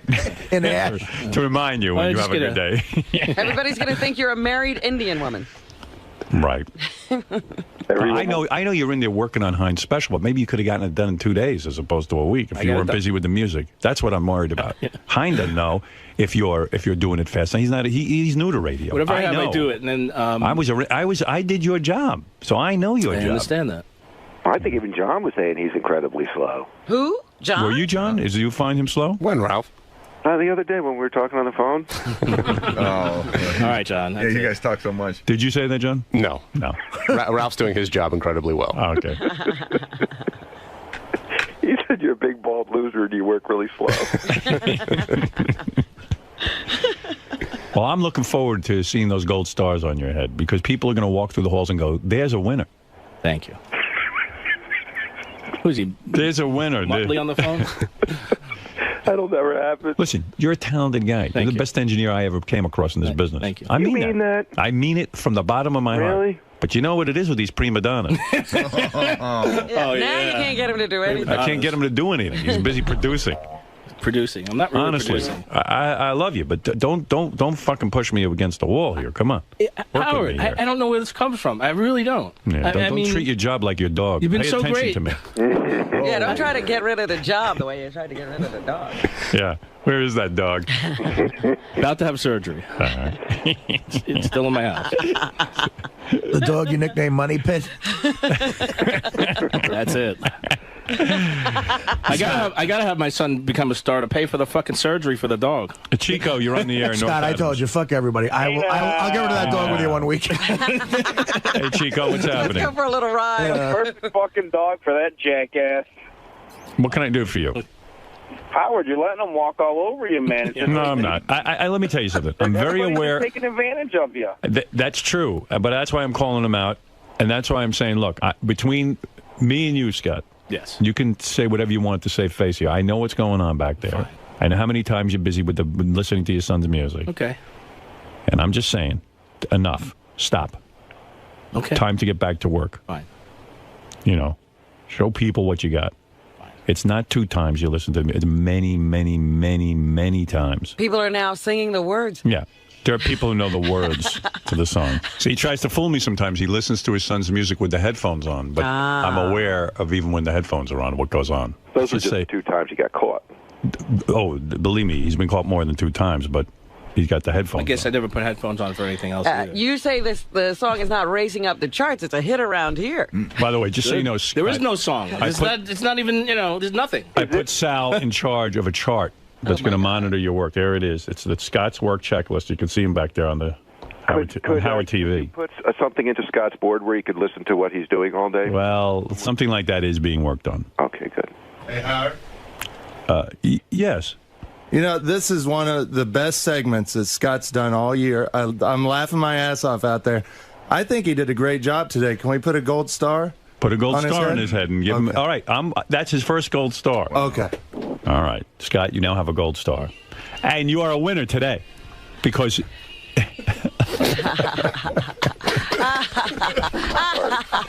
Look how good you look. It's got to be smaller. I was looking for something to compliment my bald head. The hats Look didn't work, fabulous. you know. Now you're a winner. Thank you. Who's the big winner?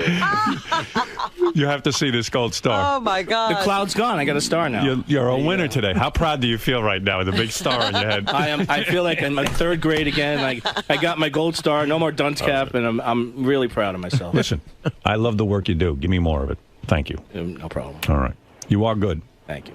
Your work is not being questioned here. It's just I need more of it. Well, yeah. Yeah, I need more of it. Okay. Focus. Output. Focus. You got it. Focus is the word of the day. Yeah, Write focus on the star. John, take a magic marker and write focus on that star. Would you mind? No, that's all right. Do you mind? Go. It'll be a good reminder when you look in the mirror. Here, it's all right. He can do it right there on your head. And be sure not to get any ink on his head. Write it backwards so he can read it in the mirror. All right, let me see it. Focus. Yeah, there it is.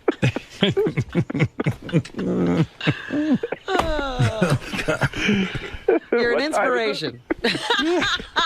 You know the rest of the staff is inspired. You're not kidding. Everyone's going to be jealous of your big star that says focus. Fuck them all, because I got the star now. Yeah. They don't. Now we're going to walk around here proudly with the star. I'm going to go out into the lobby with my star, to the bathroom, everywhere. Everybody's going to be jealous. That's right. Let Mel see it. What is it? Yeah, let Mel see your star. That's not for a raise. Well, he's working for that merger. He already thinks I'm an asshole. That's all the way. Do me a favor and don't take that star off all day. And in fact, what is the name of your son's band again? Emergency Now. They should change their name to Focus. Yes. Because you've got a big Focus star. That's Now. great publicity. Wasn't there a band name that? Emergency what? Now. Emergency Now. I didn't name them. A terrible name. I mean, Emergency Now.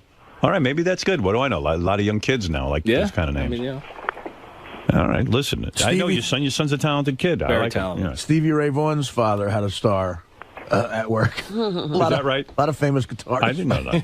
He earned a star like Scott? Several times. Well, that Richard makes a nice star, doesn't he? Beautiful. The tape on it and everything. I have to go look in the mirror. You're not going to believe it. I can't stop staring at it. There you go. I'm so proud now. Look at that. Look, there you go. Look on the monitor.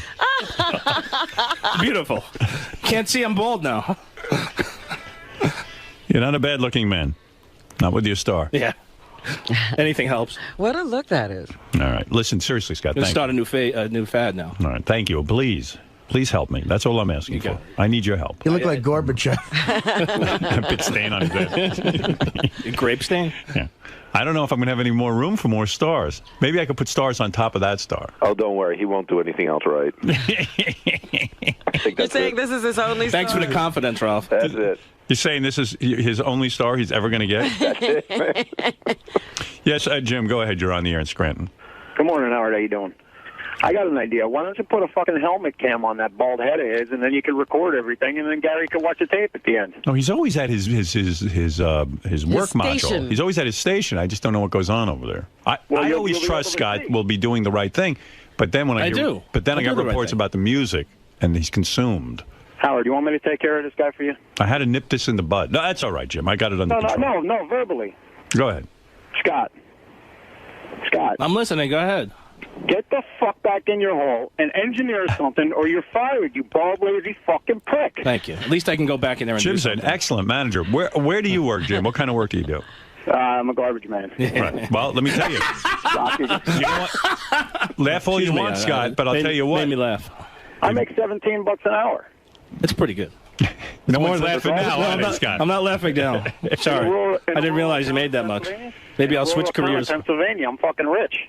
Let me tell you, this guy's probably got a Houses mansion. here only cost $75,000. He's got a McMansion. Yeah, there you go. $75,000. That's right. You can buy a house in. You could buy a house in Scranton for $75,000. Wow. Is it a trailer? No. It's actually a home. 8 bedrooms. Full basement, 3-car garage. I got 2.5 acres. Wow. I swear to God, I'm not lying. And you paid $75,000? Actually, 79. Yeah, after all the closing costs and everything. Yeah. Wow. When did you buy this house? 5 years ago.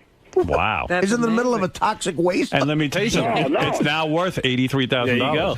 It's over an Indian burial ground. Property values really. You can't even get in for Shooting up. You can barely get in for $83,000. What's your mortgage? 535, 550, something like that, and then my taxes on top of that, so I pay like $800 a month. You better for be everything. quiet. There's going to be a run on Scranton today. You're not kidding. I'm moving. Well, it's outside of Scranton. It's rural. I drive home from work every day and I almost hit fucking cows in the road. Why don't we ever do our show from Scranton? Yeah. We would live like kings. Yeah, screw Vegas. Oh my but the God, problem we could is, own Howard, Scranton. We could have 10 acres. The problem is you'd be in Scranton. And we could make $17 an hour. I'm jealous. What? No, I didn't mean your payments. How much money did you put down, and how much was left to I didn't mortgage? put anything down. I put no money down. Oh. Yeah, why would you put something down? Down. You want to get out of there. No, it's not bad, really. It's not bad. I grew up just outside of New York City, and I kind of miss it, but it's nice around here. It's rural, and then just 20 minutes away, you got the booming town of Scranton. Oh, you're not even in Scranton. You're, he's outside. outside, about 15 minutes outside. Why do you think it's 80 grand, Artie? You know what? You can laugh all you want, but I'll tell you what. Bet This he's guy's living in a mansion. living great. He probably I'm works. living large, man. I got a wife. I got 6 kids living at home. 6? Can I tell you something? This guy, though, you make jokes. You see, they know how much garbage he picks up. In other words, if he does it in 20 hours or he does it in 1 hour, they don't care. As long as the garbage gets picked up. And if he doesn't pick up the garbage, there are people calling. Right. You see, with Scott's work, I'm not sure exactly how much. In other words, when he's working on a special, it might take him 10 weeks where it should have taken him 1 week. But if he's getting paid hourly, they do care if it's 20 Yeah, hours. see, you got to milk it. You got to stretch it out. You know what I mean? That's why I'm not paying gotta- Scott hourly. I This could is- stretch my workout. I think that's what you're doing. No, I can do it as quickly as I could. Hey, come on, you got to put a little. You got to get a little fire under you, man. 53 hours a week. How much do you work, Scott? How many hours a week? Probably around 50. How much do you actually work, Bill, out of that? Probably around 1. 1 hour. Yeah. See? What did I tell you? All right, thanks, guys. All right, Scott, Thanks, thank Howard. you. I Thank you. appreciate it. I need your work. Thank That's you for all. the vote of confidence Ralph, and the star. I'm really proud of it. Congratulations on your promotion over Scott. Thank you. All right. Everybody and you too, was John. promoted over Scott. Yeah. Now Scott has 2 new bosses, Yes. Ralph and John Hein, and Sal is in charge of his work chart. Wow. I'll be checking in with Scott later today. See how Thank he's you. doing. All right. Thank Bye-bye. Thank you. Thanks you, Scott. You got your first star. It's great, isn't it? I love it. I'm not taking it off all day. It's a wonderful thing. Life's great. Thank you, Sal. I appreciate it. No problem. Love it. Now, if you all excuse me, I have to close the door and talk to my boss, John Hein. We have to work. We have to get work done. So, Sal, are you going to stay in his room all day just to make sure he gets work done? Absolutely. Demanding respect. You know, I love Scott. I think Scott's a great guy. I think he's a great worker. And I think it's time we show the audience how hard of a worker Scott really is. So far, since he's gone back to his studio, he has spoke to John Hein privately. Okay. He started drinking his coffee. And he sat and did nothing. Then he took the star off his head, refusing to cooperate. When I put it back on, he removed the star again. He's doing tasks in the wrong order. He's not prioritizing. He got up, did nothing, sat down again, did nothing. He failed to meet deadlines for the game show segment. He's being a wise ass, said he was jerking off when I asked him what he was doing. So, Scott, do you think, is it going to be smooth sailing from here on out? It seems like... No, it's not going to be smooth sailing. Why would it be smooth? Well, you went in really defensive, and then halfway through, your mood changed, and it seemed like you were cooperating better. I always cooperate. Yeah, but when you went in, you started screaming. Yeah, because he's just busting my chops. And now, how do you feel about having Ralph and John and Sal watch over you every minute? It's fine if that's what they want to do. That's not going to get to you? No, Is it going to... not worried about it. Is it going to hinder your relationships with them? I don't think so. I just do what I do. If they want to watch me do what I do, then it's fine. It's not going to change what I do. Or what I have to, it's not going to change my job, but what I have to do. So needless to say, you're not going to play any more music. Or your son's music, right? No, I'm not going to do that. All right, keep up the good work. Now of You're So Vain. Why is this After special? all this talk, what do we need You're So Vain for? You won't tell me who this is about? Please tell me. Come on. Stop with the nonsense. Let me know. No, it's... I'm going to go to that James Taylor and smack him around for you, and you're not going to tell me right now, my audience, who You're So Vain is about? The answer would be so, uninteresting to It's you. probably that accountant That's what I figured for It's the the record. divorce. accountant. No It's wonder the he's guy mad at you. That's right. Is it an honor to sing with your mother on this song? This is her classic signature song. I can't tell you how nice it is to be in my mom's band. I wouldn't, aside from her and David Saw over here on my right, I wouldn't want to be in anybody else's band. The material is high quality. That is the right answer. But I'm so shaken up after this Do conversation. you think, are you going to get nervous, or are you going to be able to perform? Oh, no. I was fine until I came in here. I should have waited. Do it. This will calm you down. Okay. This is a song you wrote many years ago, and yet you were doing a different take on it. Okay. And I will watch 𝗪𝗲𝗿𝗱 as well. I'm very impressed with Gary's cousin being in the band. All right. I'll shut my mouth now. Ready?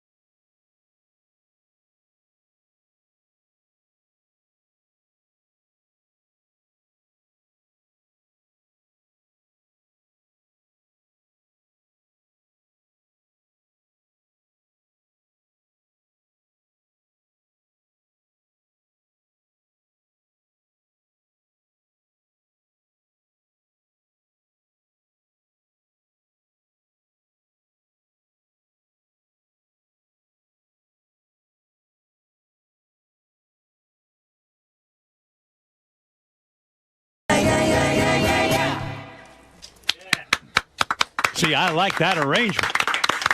Excellent.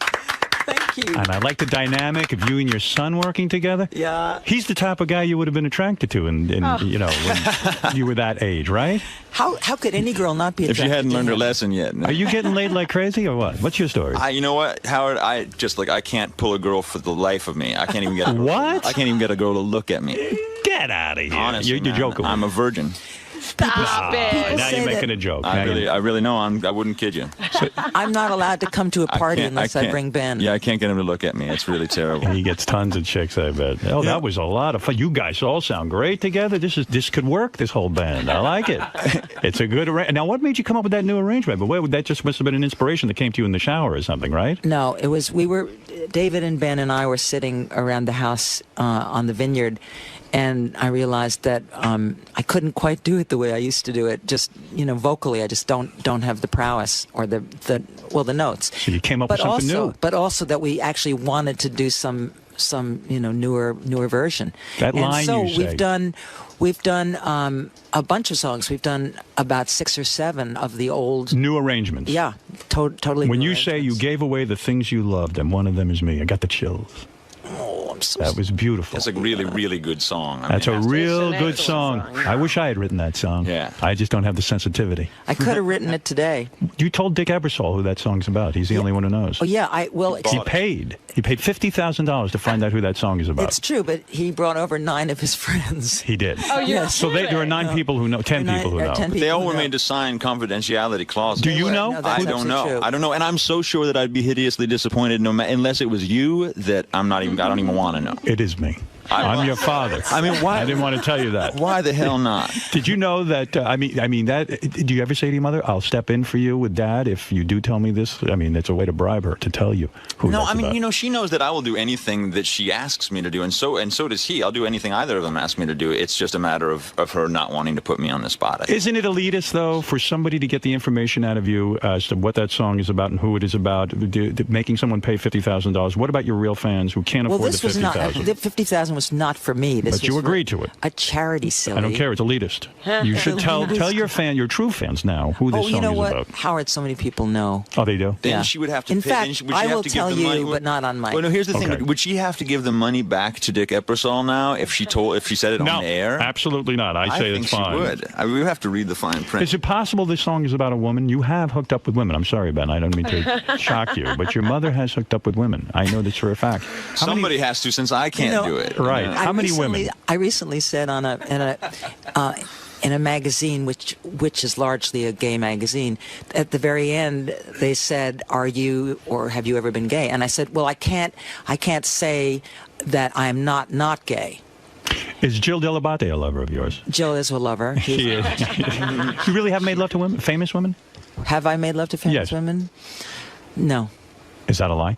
No. In front of your son? No, it's not a lie. I have been come on to. Yes. But I was too uptight. When did you try it? I was too uptight. You've never tried it with a woman? No. Oh, I see.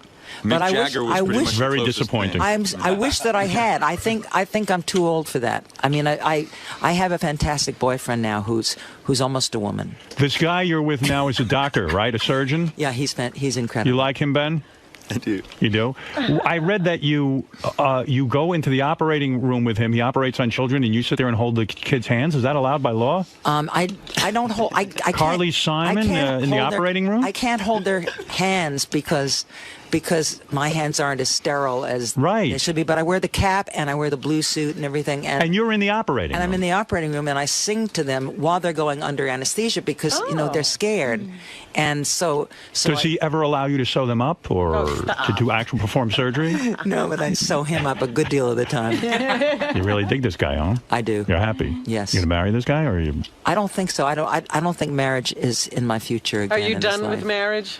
I think I'm through with marriage. Even though if I was going to marry anybody, it would be him. And when your boyfriend is operating on these kids ever look up and go, "Hey, who's this crazy chick singing? I'm trying to get operated on." Probably. You're probably a little nervous, right? Except that the good thing is, and what I really love, and what I want probably to segue my career as a singer into is working with him in the hospital because I'm there when they wake up too.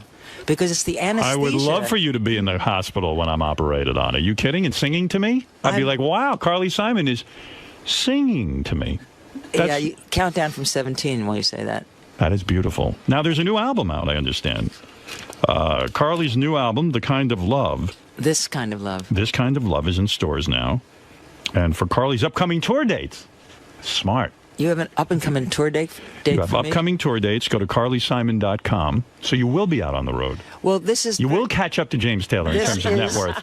Very dependent upon... I have a deal with Starbucks. Right. Who I signed with, and they had an arm of their division called 𝗦𝗵ici𝘄, and 3 days after my record was released, they fired everybody from the 𝗦𝗵ici𝘄 label. Terrific. Yeah. Couldn't ask for a better situation. That's right. As an artist. So I am kind of doing this on my own right now, whether or not Mr. Howard Schultz, who's the president of Starbucks, will actually come to the table and admit that he was wrong and rectify things. I see. I don't have a secure answer as to whether he's going to do that or not. I just received a report that when James Taylor learned you signed with Starbucks, he spit out his latte. He doesn't want anything to do with them. And James was behind the firing, believe it or not. They signed James during the 2 months that they were not getting in touch with me. I swear to God, that's true. They signed James. Yeah. The two cannot get away from each other. They're always involved in the same thing. There's a stipulation that they're not meant to be on the same shelf at the same time. I like that. Everyone knows it. You know, I'm looking at your hair right now, Ben. Your father was Mick Jagger, I think. You've got a full, thick head of hair. You know what? I think that it's possible that 𝗻𝗄 cures baldness. That might be it. Who knows? No, his father was Miles Davis. Aha. That's shocking. I hear you're 25% black. Is that true, Carly? 1/8. 1/8 black. Myself also. I am 1/8 black. Are you really? Are you an octoroon? I'm an octoroon. A fellow octo. That's right. It's the best combination to My have. mother is mostly black. Carly, thanks so much for coming in. And I should mention on Howard TV, you can check out Carly's performance of You're So Vain. I want to thank your band. They were great. Great guys. Smart. Keep quiet. You know what I'm saying? Carly, how'd you think it went in there? My mind is completely blown. Why is that? I just want to laugh and cry at the same minute. I'm really pretty blown out. I'm amazed. He's so powerful. He really is, and so completely cuts through everything. You know, there's nothing false about him in the least, and he's not afraid of anyone. He's not afraid of any reaction.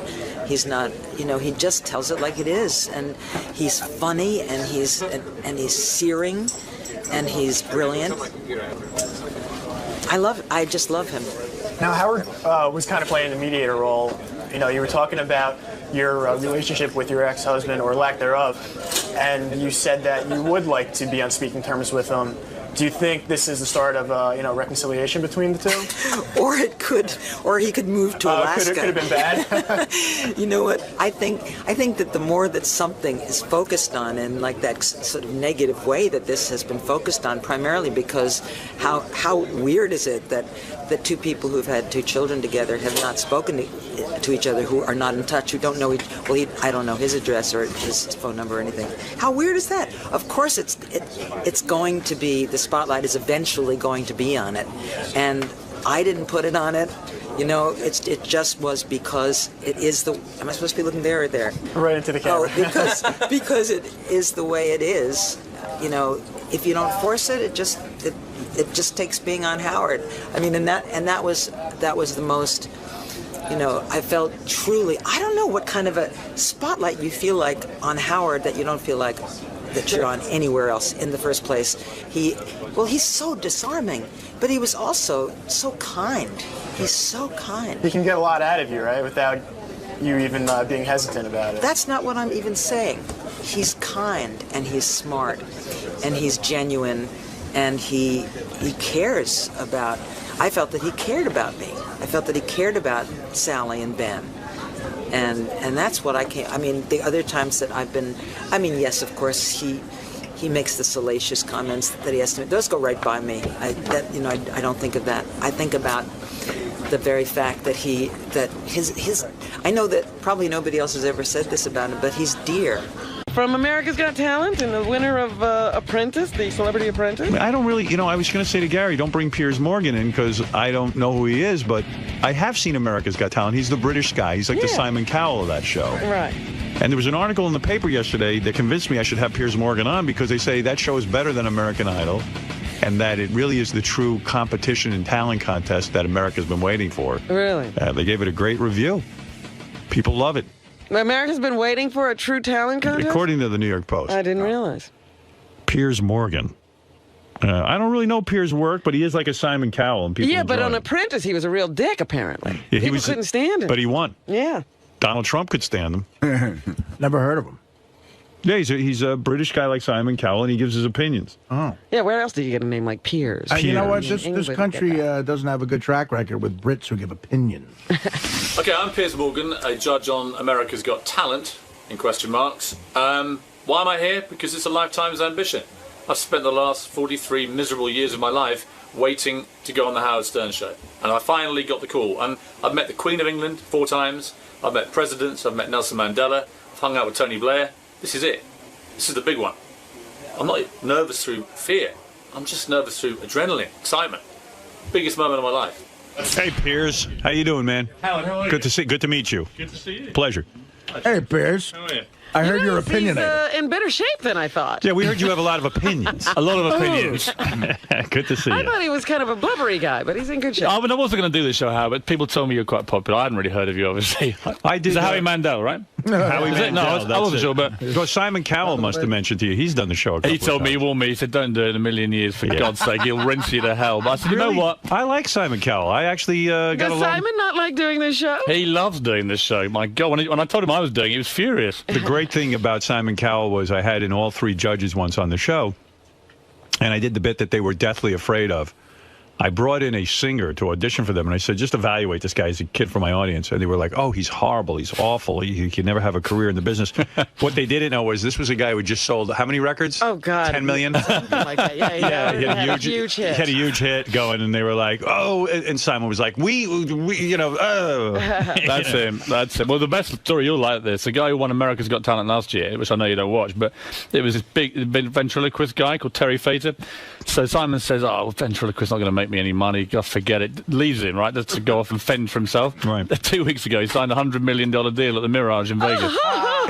Biggest Vegas deal in 5 years. Yeah. Simon would not sign Simon doesn't get a dollar. It's one of the funniest stories of the year. $100 million. $100 million. Shows how much he knows. Why was the guy so good, the ventriloquist? Like, I love ventriloquism. Well, the twist he had was he does singing impressions himself, and then he does ventriloquism through the puppets. And 2 years ago, he brought them together and does singing impressions through the puppets. Right. So the puppets, like Turtles, sing Dean Martin, but he's brilliant.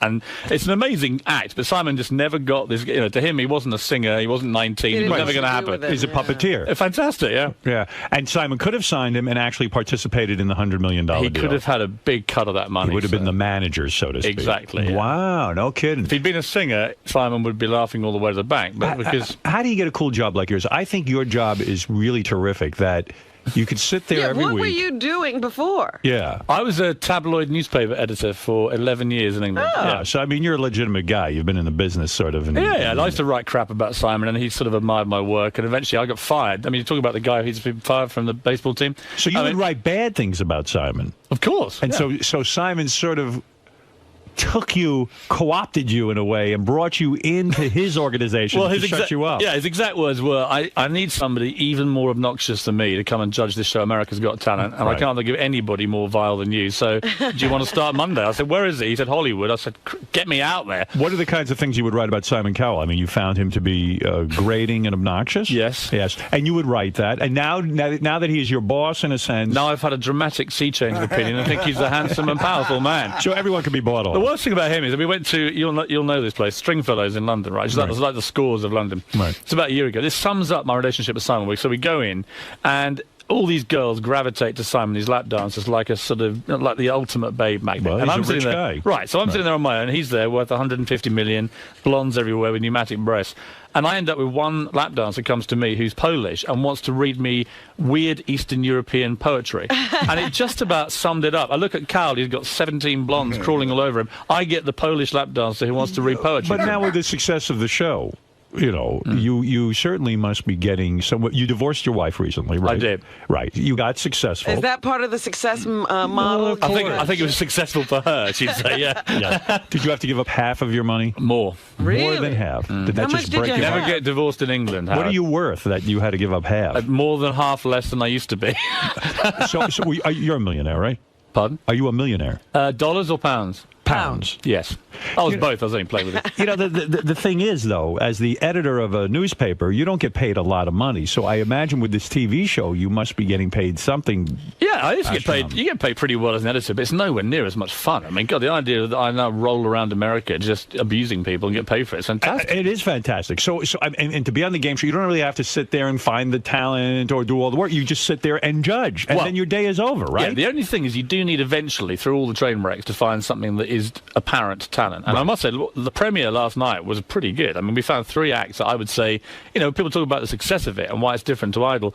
You don't get a show where you have the range of madness and then talent that we had last night. Someone said in the paper yesterday, the reason your show is better than American Idol is because you, first of all, don't have an age limit. That was the key. Yes. That anyone could enter. Any age, any talent. And they said any talent. Right. As, and that's as we the say, beauty part. That it's not just singers. a ventriloquist could not win American Idol at a certain age. He's not even getting We had a guy, I think it was Chicago, he came and said, he's a 7'2" cgiant called George. So he said, okay, what's your talent, George? And he says, right, what I'm going to do, I'm going to drink milk through a large straw through my nose and wrap it around my body. Okay, and there's a twist, he said. He's enormous, this bloke.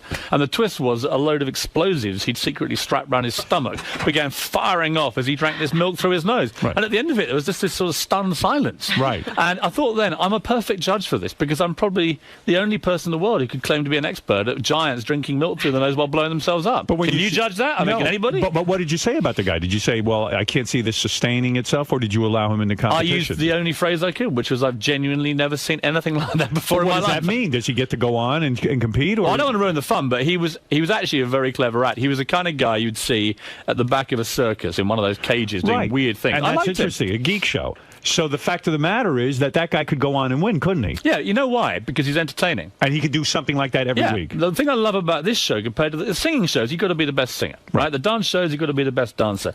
Our one, you've just got to be incredibly entertaining. It doesn't matter what you do. I don't care, but if you're boring, you're going. How did you go home? Is there an audience vote component to it? Oh, this is the best thing about it. Okay. The audience for this year, we went to these big theatres around America, and there was a live, it was like a Roman amphitheatre. Right. And they were able to chant, off, off, off. I mean, it was brutal out there. They say that's the other strong thing about the show, the chanting, and the audience is really amped up. It was electrifying. And it's electrifying bad for the bad ones and great for the good ones. And you get this emotional roller coaster goes on in the auditions, which is unlike any other show. I mean, it's a weird thing to be involved in. I will start watching it. Sharon Osbourne's on. I used to have Sharon on my show. Sharon loves you. I used to have Sharon on my show way before America even knew who she was. Right. She was very heavy at the time before she had her stomach stapled. And she used to come on and rip people a new a-hole constantly. Oh, she was a good fighter. She was a real good fighter. And I got to tell you something. You know, to see her sitting in that position, it's like, wow, you know, we were right. She is good. Yeah. She's good on television. She is hilarious. People used to say to me, why do you have her on? No one knows who she is. I said, she's good. Yeah, she does a lot of stuff now. But what about David Hasselhoff? Yeah, now you don't like him, right? He's just a tool, isn't he? Yeah. You know what I mean? Do you say that to him? Of course. I wake up in the morning, go to the office and say, David, how are you, tool? Why and is he a tool? Don't call me a tool, you tabloid wanker. Why and is that's he a how tool, our day though? starts. But why is he a tool? No, he's all right. David's quite funny. I mean, he can be funny. Right, don't get me wrong. Is he funny because he is not in on the joke? Are we laughing at him? We're laughing at him. I right? think he pretends to get the joke. So he'll go, don't hassle the half, and he'll wear the T-shirts and all this sort of thing. But secretly, he's not laughing. Does he spend most of his time talking about himself? Yes. He does? Yes. And so it's an enormous ego, and maybe it's not justified. I mean, it was Baywatch. The guy had a huge career, made a lot of money. Yeah. But he did all of these things that I guess people laugh at. He does weird things. It's like on one of the shows, you've got to have continuity. You've got to wear the same clothes for a day. Right. Otherwise, you know, in TV, it looks a bit weird. You turn up in one suit, you end the show in a different one. So one day, he wore the same gear all day, but at half-time, he disappeared for an hour and came back. He'd had a spray tan. So his face had gone a different orange. And it's like, Dave, do you forget it's his one show today? So when you watch it on telly, it'll be like, wow, David Hasselhoff just got a suntan halfway through the show. And there's no explanation. He went, God, I didn't think of that, man. But he's funny. I mean, I tell people, they say, come on, is he really funny? I said, look, it was a day when he came in, and I said to him, I've had a ticket to the Playboy Mansion Midsummer Night's Dream party. I said, it's fantastic. And he went, my God, man, it's the greatest show ever. He said, the chicks are going to love you, man. And I said, well, yeah, but unfortunately, my girlfriend's here, and I've got to take my girlfriend. And he went, what? And with that, another act came on. And I could see him pondering the enormity of this crime that I was committing. And eventually, at the end of the act, he said, God, man, do you not know the golden rule of the Playboy Mansion? Yeah. You never take sand to the beach. Right. There you And go. that was funny, right? And I was like laughing, saying, that's a genuinely funny line. Well, you know what? I happen to agree with him. Yeah, well, he's right. What the hell are you doing bringing your girlfriend to the Playboy? Well, there was a moment about 2 o'clock in the morning in the grotto, and I totally agree with him. But anyway. I remember when I first heard that line 80 years ago. Is it that old? Yeah, it's very old. So what is it like when you now you're having success on American television, you're getting well known, you're no longer just a newspaper editor, you go home and you announce to your wife, look, honey, you're out the door. That's it was more a case of that happened 9 years ago. So. Oh, did it really? Oh, yeah, So this is before you were well known. Oh, yeah. Well, I was well known in Britain, but as a nasty tabloid editor, so I've always been pretty well reviled around the world. It's no problem. And do you have the hot girlfriend now? I mean, is Very she hot girlfriend. Where did you meet this broad? She's a journalist. Yes. Yeah, if you're going to dance with the devil, really, it's just easy. Newspaper or television? Newspapers. The TV ones, I mean, like, you look at these chicks on Fox News, one has better legs and body than the next. Well, I've told her she's my pre-fame girlfriend. Right. Apparently, you have to get one of these in Hollywood now. My agent said that you need a pre-fame girlfriend and a really hot one when you really make it. So I said she's got about 6 months, but if it all goes wrong, I'll probably go back crawling to her. So your new job, really what you're saying to me is it's not as simple as it looks. In other words, yes, you give your opinion, but you really do at the end of the day have to have an educated sort of opinion, and you've got to come up with the goods. You've got to really understand what talent is. Well, I think you just have to understand. I mean, Simon Cowell is a populist genius. Right. He can watch any kind of... I do Britain's Got Talent with him. We're both judges. And his instinct for watching an act after 10 seconds and saying, is this going to work for the public is incredible. Right. When I judge it, I tend to do two things. One, you don't want to put just through all the acts that have just got great talent and leave it there. You've got to have entertaining people as well for the semi-finals. But ultimately, you've got to have a final where someone can win and America goes, wow. That was real talent. Right. We had a judge once. Remember when we did our film festival and we had a judge and we had to give our opinions and stuff like that? Yes, And I difficult. found it very difficult, actually. It really is, because you do feel the pressure. Like, what if I'm wrong? What if I really don't know? I mean, I think American judges, from my experience of watching them and working with them, David and Sharon, just David in particular, but he doesn't like getting booed by the audience. He doesn't like being critical. And I get that. Americans are basically nicer people than Brits. The reason we all get farmed out here on this evil Brit judge factory is because we are more comfortable with saying to people, that was terrible. You know, because we're just It's a hard thing to do, to say to someone, you really have no talent. Yeah, but I think it's a fairer thing to do. The worst thing to me is to say to someone who's terrible, hey, you were really good, you got potential. They Because go then away they and say, waste their lives chasing living a dream they can't have. Yeah. You did The Apprentice. I did. That was fun? It was a month on the streets of New York. Why with did everyone a bunch hate of you? bunch of D-list wackos. It was great. Yeah, but why did everyone hate you? People were threatening to quit the show because they couldn't stand to be with you. The only ones who wanted to quit the show because of me were the New Yorkers, and I thought they were a disgrace to their city. Who is a New Yorker? Stephen Baldwin. I mean, he spent half the time lecturing me about God, and then the other half he'd be saying, God, man, when I was a Hellraiser, I had 10 hookers in Vegas. I was like, well, make your mind that way. Yeah, right. Which side of the fence are you going to dance, Steve? He wanted you to know he once had a life. Yeah, and then Vinny Pastore morphed into Don Corleone, and every 2 minutes he'd go, you better watch your back next time you're in New York. And I said, eventually I said, you are not Don Corleone, right? That's you're a character. Vinny Pastore, all right? You're a soprano by day, but by night you're just So you're saying that Vinny Pastore now thinks he's a real soprano? Yes. And you're saying that Stephen Baldwin's religion is... I think he had complex issues about which side of the fence he wanted to Do you think he's really religious, or is this a shtick to get him some attention? I wouldn't question his integrity in the religion. Why don't we? You're right. I think he probably is. Yeah. I think it's a lot of why are horseshit. you going to be nice now? I think he wants to be. I think he wakes up on a Sunday morning, he turns on his telly, and he sees these guys going blah blah blah and making millions, and he thinks he wants a piece of the action. It's my honest view. You have said that being on The Apprentice, that Ivanka, the daughter, Donald's daughter, is so beautiful that you almost couldn't concentrate on being on the show. I couldn't. She was dazzling. Stunning. What a catch, huh? Oh, my God. And single, someone told me, right? Yeah. Yes. I mean, that could be my next reality TV show. Did you put the moves on her at all? Tried everything, but she was batting me away firmly. Would you consider dating her? Is she too young Ivanka, for you? if she begged me. But she'd have to beg. How old a girl are we talking about? Is she 20-something, right? I think she's like mid-20s. How old a guy are you, may I ask? I'm 43, but I look younger, right? So would you date a girl in her mid-20s? I have dated a girl in my mid-20s. You have no problem with that? Absolutely none at all. Right. So how low will you go? Will you go to 18 years old? 22. 22 is your cutoff. And Ivanka fits the bill. Absolutely. What a catch that is, Mom. She would be. I mean, good looking, money. Donald at the wedding. Smart. If she's listening. Actually, the funniest moment in The Apprentice involved you. You probably don't even know this, but eventually I was going on a ball when we had to get a charity auction going and get people helping and everything else. And I was getting Simon Cowell, the Duchess of York, Andrew Lloyd Webber, all these people, bang, bang, bang, bang, bang. Nothing from Baldwin. So he went out one night to go and sell tickets to the auction. Didn't sell a ticket, having trawled the clubs for 3 weeks. I said, it's your town. Surely you can find one person you know will buy a ticket. Anyway, eventually he said, OK, I know what we're going to do. We're going to get some publicity on Howard Stern. He's an old friend. He'll take me on. So we set up this thing downstairs with your guys, and we're waiting there with the cameras, and I know what's going to happen. And as the seconds tick by and the minutes go by, and Stephen's just praying you call him, right? He's just praying. Please, Howard. I blew him off. Save my career. And at the last minute, it was like, something's just come up. And he just sat there staring into space. And I was like, so you're only... Cool. The only contact you said you had in New York just blew up on you. I blew him. Waste of space. I had no idea I did that. And you brought me so much pleasure, Howard. Now you know a lot of people from being an editor at a newspaper and all this stuff. The story goes that you are the man responsible for introducing Paul McCartney to Heather Mills. It's completely true. Do you feel bad about that? How did you know Heather Mills? I was editor of the Daily Mirror, one of the big tabloids in England, and we had an event called the Pride of Britain Awards in 1999. And it was like a sort of saluting of ordinary people with big stars, presenting them heroic awards and so on. And Heather Mills came and made a speech, and Paul McCartney hadn't appeared in public since Linda died about a year before. And he turned up halfway through the lunch, sits next to me, and it's like an amazing moment. Everyone goes crazy. Heather Mills gets up and makes this inspiring speech about landmines and so on. And you actually see, it's a video clip where Paul McCartney nudges me with his elbow and he says, who's this? And to my utter undying shame as a Beatles fan, I tell him, this girl's great and she's this and she's a vegetarian and she's got long blonde hair. And, you do the maths. And afterwards they met and they got on really well. Were you surprised that he was attracted to a girl with one leg? Seriously, I'm very shallow. That's a tough one. Did she know? Do you know, in all honesty, yes, I'm with you on that. I find it a bit weird. But did he know at that time that she had one leg? I don't know at the time. I don't know about that. I do know that he knew that he thought she was quite a nice person and not the greedy, grasping little gold-digging hoe that she turned out to be. So I would like to publicly apologise to Paul McCartney because have you seen him since? Yeah, I keep apologising. He keeps reassuring me and sort of comforting me and saying, "Don't worry, man." I said, "Look, I saw his daughter last week and she just shook her head at me and said, why? Why us? Why did you choose our family?" Right. Stella McCartney hated.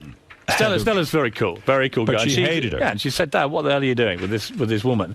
And of course, the more we found out about Heather, the worse it got. And the good news, though, from your point of view, is that she's decided she's so hated in Britain. She's the most hated woman in British history now after skinning him for $50 million. Right. She's coming to America where she says, quotes, "They love me over there." So congratulations, New York. You're getting Heather Mills. So you were duped in a sense. You were not a good judge of her. Nice. Do you know what? I was taken in like he was, and she was very, very good at that. She would make out she was this great charity fundraiser, and she was an honest woman. But in the end, how soon did you realize it was a big mistake? How long did it take you? I think it was when they got married. Even then, it seemed okay. But I was getting feedback from people who know Paul McCartney saying that she was getting very irritated that all the attention was going to Paul when they went out. Right. That's what I heard. It was and eventually it was quite funny when the divorce papers came out. And you saw just how she was trying to get like 500 million or something. It was ridiculous. Right. So I wrote this piece in my newspaper column in England, just tearing into this gold digger. And at the end of it published, and she rang me.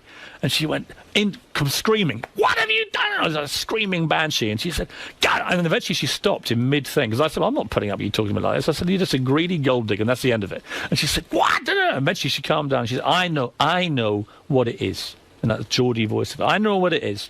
You're a Paul fan, aren't you? Aren't you?" And I sort of paused and I said, "Well, Heather, you know what it's like?" So on the one hand, we got a guy who wrote yesterday, "Hey Jude" and the Beatles. On the other hand, we have you, a gold-digging little bimbo, trying to skim him for all the profits of Hey Jude. It's not a difficult one, is it, love? Right. What? Bang! Boom! And that was it. That was the end of it. End of a beautiful relationship. So was the divorce her plan all along, do you think? It would be very cynical to think, but let's just say she's got a bit of form for taking old men to the cleaners, Howard. And how did you become so friendly with Paul McCartney? I was just a big Beatles fan, and we used to do stuff with him on the Daily Mirror. And the Daily Mirror is sort of working-class Labour, left-wing paper in Britain, and it was very much his kind of roots from Liverpool. So he liked the paper and he became friendly with you. Yeah, and you can ring him up anytime. He's that much. Well, I wouldn't say that, but I mean, if I meet him, apart from apologising consistently, which I do, because he says to me, "Thanks, pal, he cost me $58 million." You're a very expensive friend. You should chip in a bit. What? Also, you mentioned that when you were a newspaper editor, you interviewed George Michael, the famous George Michael. And and he confessed to you that he had sex with more than 500 men in the last 7 years. Is that right? It wasn't an interview. I went to a dinner party, and I've been told you can be quite indiscreet. Anyway, this is about 3-4 years ago, and we sit there. There's about 8 of us, and bear in mind that I was there, and so was the editor of The Sun, who's another outrageous tabloid in Britain. You'd think he'd just show a little bit of discretion. Anyway, a few bottles of wine later, suddenly he just unburdens himself, and it's like he'd slept with 500 guys in the previous 7 years. What's his thing? He likes it in the behind, or he likes anal, or what is his thing? I think his thing is Hampstead Heath on a Friday night at midnight. Anything goes, Howard. So if you're in London, if you want to go to Hampstead Heath, you know what you're going to get. George Michael, very, very hot under the collar, right? But it was like that. He was being blackmailed by a male French hooker. He then began to name all the famous celebrities, some of whom were heterosexual to the public, who'd slept with his boyfriend. So by now we're like, what? Wow. And he's telling this to you, who is a tabloid reporter. Yeah, and afterwards, of course, I obviously put it all in my book, and he was like, how could you be so indiscreet? I was like, George, you invite 2 tabloid editors to your dinner party, you then tell us you slept with 500 guys. What do you think we're going to do? It's like putting a big lion into a cage and chucking it some raw meat, you know? Well, people continually invite you to these dinner parties, They do. and yet you can be obnoxious at the dinner party. For example, you were invited to Madonna and Guy Ritchie's home, and you said to Guy Ritchie, hey, you used to be a bartender. Go get me a drink. Well, he was a bartender. He was my yes. bartender. I live in a place called Wandsworth in South London. And the Guy Ritchie I knew used to be the deputy. He wasn't even the head barman. He was the deputy head barman of a place called Joe's Brasserie. And I used to go in there and click my fingers, and this Guy would run off and get me my beer. Next time I see him, unbelievably, he's standing next to Madonna. And I was like, what? So I go to a guy called 𝗦𝗵cie𝗄𝗿𝗱. He's a famous chef, right? He's doing a show at the moment for NBC. And great guy. I saw him last night. Marco had a 40th birthday party in which he invited 40 guests. And 2 of them are Madonna and Guy Ritchie. So I've had a few drinks by now, and I'm thinking, well, this could be quite funny. So that's Madonna, grim-faced, not drinking, doing a bit of Kabbalah and aerobics, the usual kind of crap. As she does all that stuff, she walks past, and there's already been... She's in a bad mood because there was an outrageous comedian called Bernard Manning. Remember Bernard Manning? Not really. I mean, the most offensive, racist, sexist pig you'd met in your life. And he'd done his half-hour turn, and I remember because Madonna had this cap on, like a racing cap. And after about 20 minutes, she obviously wasn't laughing. Guy Ritchie was laughing. She wasn't laughing at all. And he just looked down at her and he went, "You're right, love." He didn't know who the hell she was. And he went, "You know what you look like?" And there's a famous jockey in England called Lester Piggott, right? Famous jockey. And she went, "You look like fucking Lester Piggott's sister." Like this. And Madonna just sat there in this cloth cap, dying of death, and everyone was howling at her. So she was already in a bad mood. So as they got up to walk around, I just said, "Hey, Guy, for old time's sake, mate, get the beer zinc in it." And he was laughing. She was incandescent. I mean, wow. You find her attractive? Not at all, mate. Not a good-looking woman? I mean, never has been. You don't like her? And you know what? 50 years old, put the clothes back on, love. Yeah? Is Guy Ritchie a... He's all right. He's a cool guy. A good guy. I like him. Do you think he's in the marriage because he's in love with Madonna, or is he a guy who wants to... I think you'd have to be in love to stay in there that long. I mean, I like Guy Ritchie. He's a good bloke. I just find her it's just demeaning to be doing it at 50. Put the clothes back on. Let your kids do it. You know what I mean? That's right. She's too old for that. Yeah. Did you put the guys that George Michael outed in your book? Well, I couldn't put them all in because some of them, it would have been a bit of a surprise to their wives. Who'd you put in